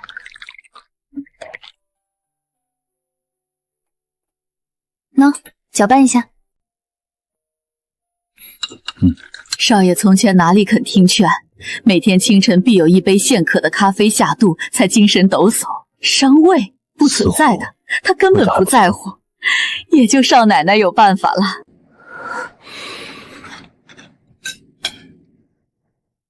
有事情打电话。工作上。不过我一个实习生，应该遇不上什么困难。未必。就算有什么困难，工作的事都要靠自己解决。但愿。跟他聊天真是随时能终结话题，眼神未动。谢谢你，傅思言。不过他也就这性格了。不必。不要了，我自己打车去。我一个实习生，上班第1天就私家车接送，要是被同事看到了，多不好啊！上车。我打车。我不允许。什么叫你不允许？我打个车都不行，你未免太专制了吧？怎么，要我抱你上车？连忙扯出一个干巴巴的僵硬雨伞，不用麻烦了，不用麻烦了。果然，对付他还是要用激将法，不然他不乖。副总，上午10点有集团月度例会，下午2点和盛远的王总有项目洽谈，相关资料已经发你邮箱。法务那边的合同初稿，下半天催一下。林州微调这台上有那么复杂的内容，他居然一边看一边就能全记住，还能立刻分析出对策。华东区的渠道占比有偏差，让运营部重新核对线下门店数据，下午3点前发我。真是神了！原先还以为他只是个游手好闲的富二代，可今天感受下来，他简直就是个拼命三郎啊！知道了。想让他多睡会儿，可第1天上班就迟到，总归不好。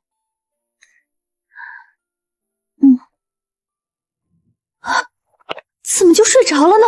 这才多一会儿啊！刚才我是睡在傅思燕肩膀上了吗？距离9点还有10分钟。妈呀，果然只剩下10分钟了！傅思燕，我得走了，再见。开车。是，先生。这么丢三落四的，实习会顺利吗？先生，你要是不放心，去景行看看夫人。我很闲，我可以帮您把今天的安排调后，上午的会议也不那么着急的。不必。该让他吃点苦头长记性，否则以后的工作怎么做？是，先生，看你能熬到什么时候吧。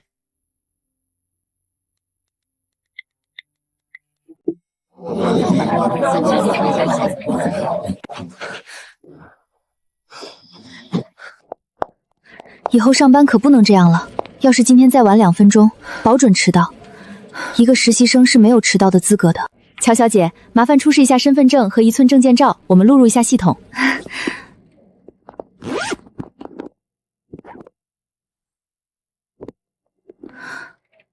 我的包呢？怎么不见了？糟了，落在他车上了。手机、身份证居然全落在里面了。没关系的，乔小姐，入职手续可以暂缓，等你证件带来了再补也一样。今天我先带你去部门，熟悉一下岗位和同事吧。沈组长您好。乔大小姐的问好，我可担不起。怕不只是下马威这么简单了。我发誓这是我第一次见沈云，怎么对方看我的样子这么厌恶呢？乔大小姐，这里是公司，不是你乔家，我也不是你姑妈，心慈手软任你做戏。我警告你，在我手下老实点。姑妈？沈，她姓沈。老天真是眷顾我，实习的第1份工作竟然是在沈威侄女手下。你少假惺惺的卖乖，本想给她点压力，让她知道在我手下没好日子过，趁早滚蛋最好。跟我走。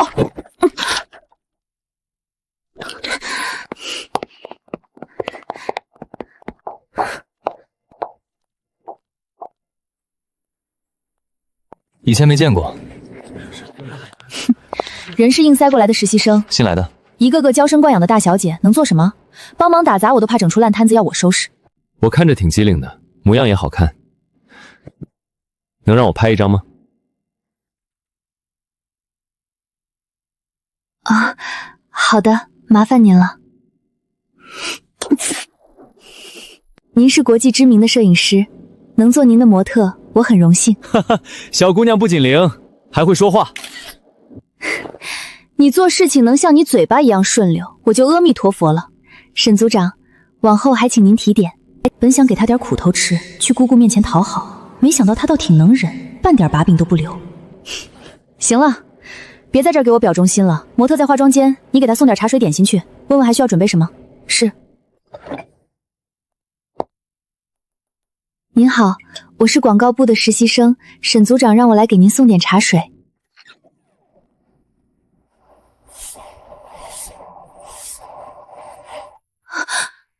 怎么会是乔圆圆？怎么是你？她居然成了景星的实习生，还给我端茶送水。乔小姐您好，沈组长让我来问问您有什么需要准备的吗？还能笑得出来？你真装！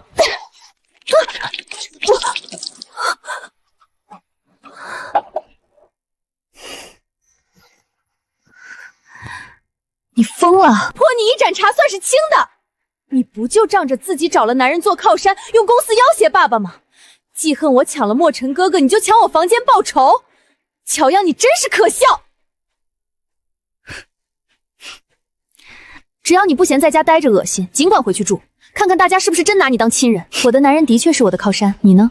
怎么不见梁家对外宣告喜讯？是梁墨尘根本不敢告诉家里有你这么一号人物。找什么男人不重要，重要的是他把你放在什么位置。你放开！我是景星花了大钱请来的模特，这一季的衣服是景星的大单。你尽管对我动手，试试你能不能承担起抽我的后果。我的确不会在这里动你，要不咱们换个地儿试试看。你敢？墨尘哥哥会保护我的，你敢欺负我，墨尘哥哥不会放过你。在乔家过了10几年小姐的阔气生活，还改不掉你捡垃圾的习惯。我不要的男人和东西，你总喜欢当宝饰的收藏。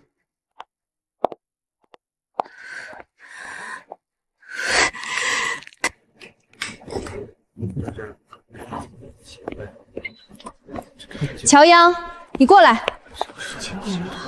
我不是叫你去问问看模特那边有什么需要的，你在这里磨蹭什么？装作自己很忙的样子给谁看？沈组长，我去问过了，乔小姐说她那边没什么需要的。行了，知道了。你去对面商场买些咖啡冷饮上来。好的，好的，沈组长，买多少？不会自己数人头。好。好家伙，不多不少，整整20个人。实习生说白了就是打杂跑腿的，我去一趟便是。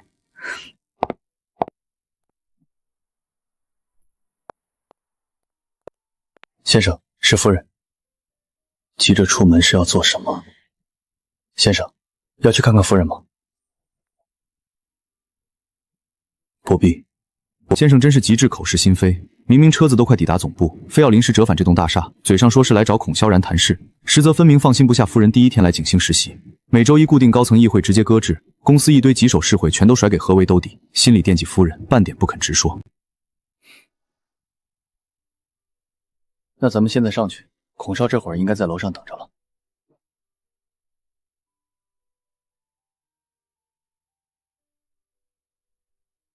那就让他等着。先生迟迟不肯上去，分明就是想多看夫人几眼。这点心思我还能看不懂？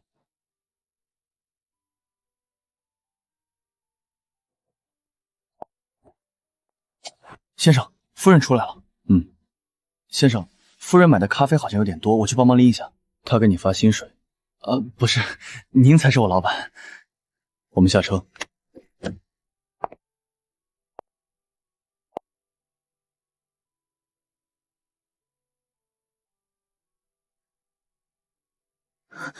傅思妍，你怎么来了？你是来给我送包和手机的吗？你觉得我很闲？乔小姐，先生过来谈事情，我顺路把包给您送来。林州，你真的太好了，我正愁呢。乔小姐，您客气了，这是我应该做的。大恩不言谢，改天我请你吃饭。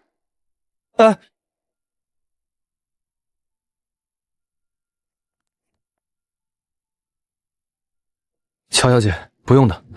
你们也去景星？景星的老板是先生的好友。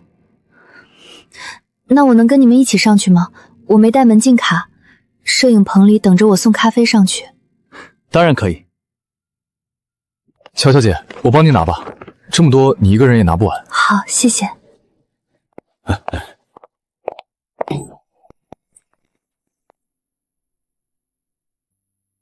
拎了半小时，手腕都勒麻了。我到了，谢谢二位江湖救浅，给我吧。先生，我帮乔小姐送过去吧，您先上楼找孔少。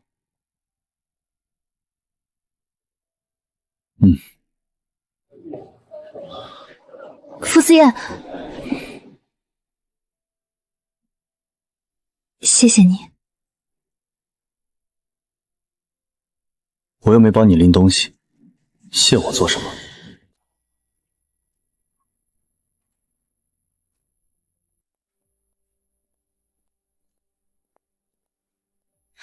你怎么上来的？明明没有门禁卡，他到底是怎么收到大厦楼上的？沈组长，您先挑一杯。买个咖啡你能花半小时，景星花钱请你是来工作的，不是溜肩浪费时间的。本想借门禁卡为难他，反倒让他顺利上楼，只能抓着耗时说事。沈组长，下次我会注意时间。还不赶快送进去，搁这再浪费半小时可以吃午餐了。给我吧，你还有事儿，我就不耽搁你了。乔小姐，我帮您一起送进去。不相干的人，我们摄影棚不许进去。不愧是跟着傅思妍多年的人，气场一模一样，冷眼蔑视人的本事简直一模一样，专治沈云这种仗势欺人的性子。没事，都到门口了，我自己拿进去吧。你们不是有事要忙？好，乔小姐，手机在包里，您有事记得打电话。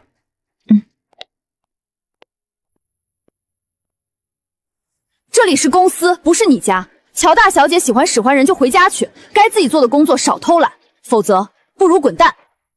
谢谢沈组长提点，往后我会注意的。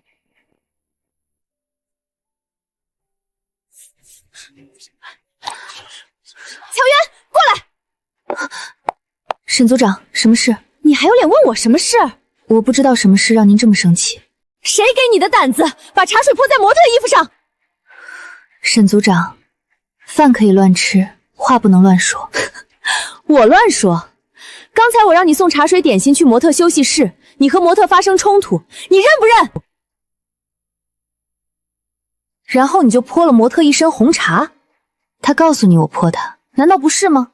乔小姐是专门请来的模特，我们每一次合作都很愉快，怎么到你这里就出幺蛾子？难不成你想说乔姐诬陷你？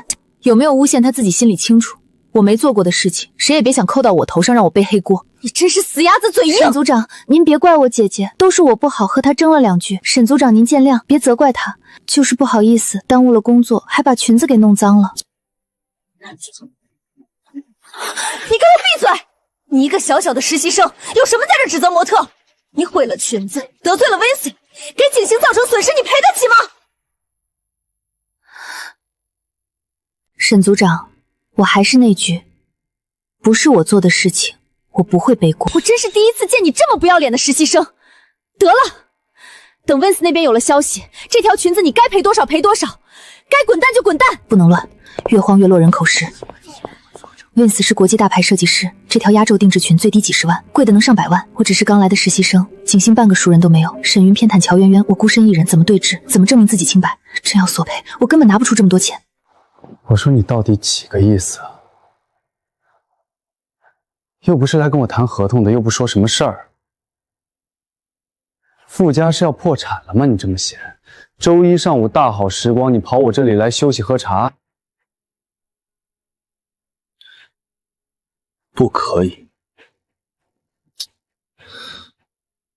可以，当然可以。你现在比我祖宗还灵，长脸来我当然得供着你。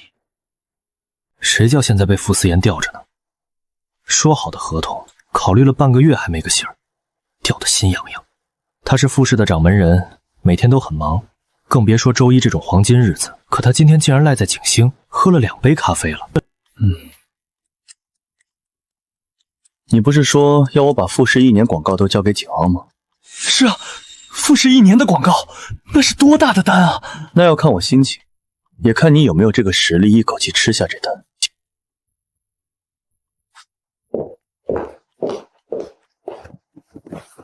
祖宗，您说您怎么样才能心情好？认识你这么多年，我还真不知道怎么讨好你，我到现在都不知道你好那口。只要您开金口。你以为我是你？是，您是禁欲专一的和尚，我是凡夫俗子，食色贪婪。有自知之明是好事。景星的实力在护城，你找不到第二家。不管是线下商圈投放、全域新媒体宣发，还是高端品牌定制广告，景星团队全部拳兜底。看你表现。什么看我表现？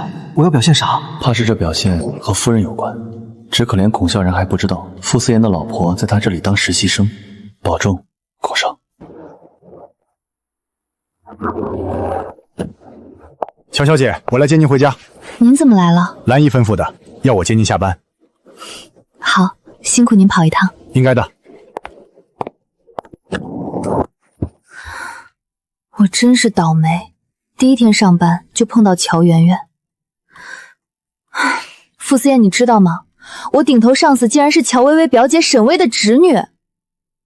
要我帮你报仇吗？只要乔阳一句话，甚至是点个头，一个电话就能给他出气。不用，这种人还用不着你上场，我自己就能收拾。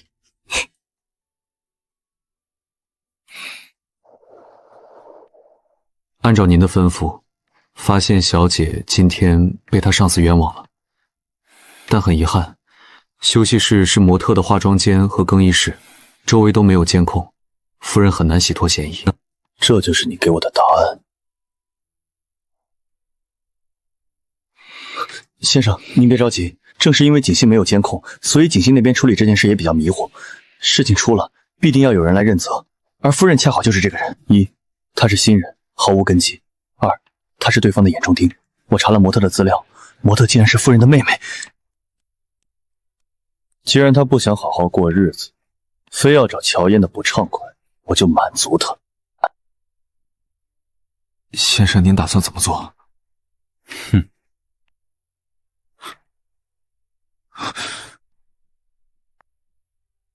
东府四眼的人没有好果子吃。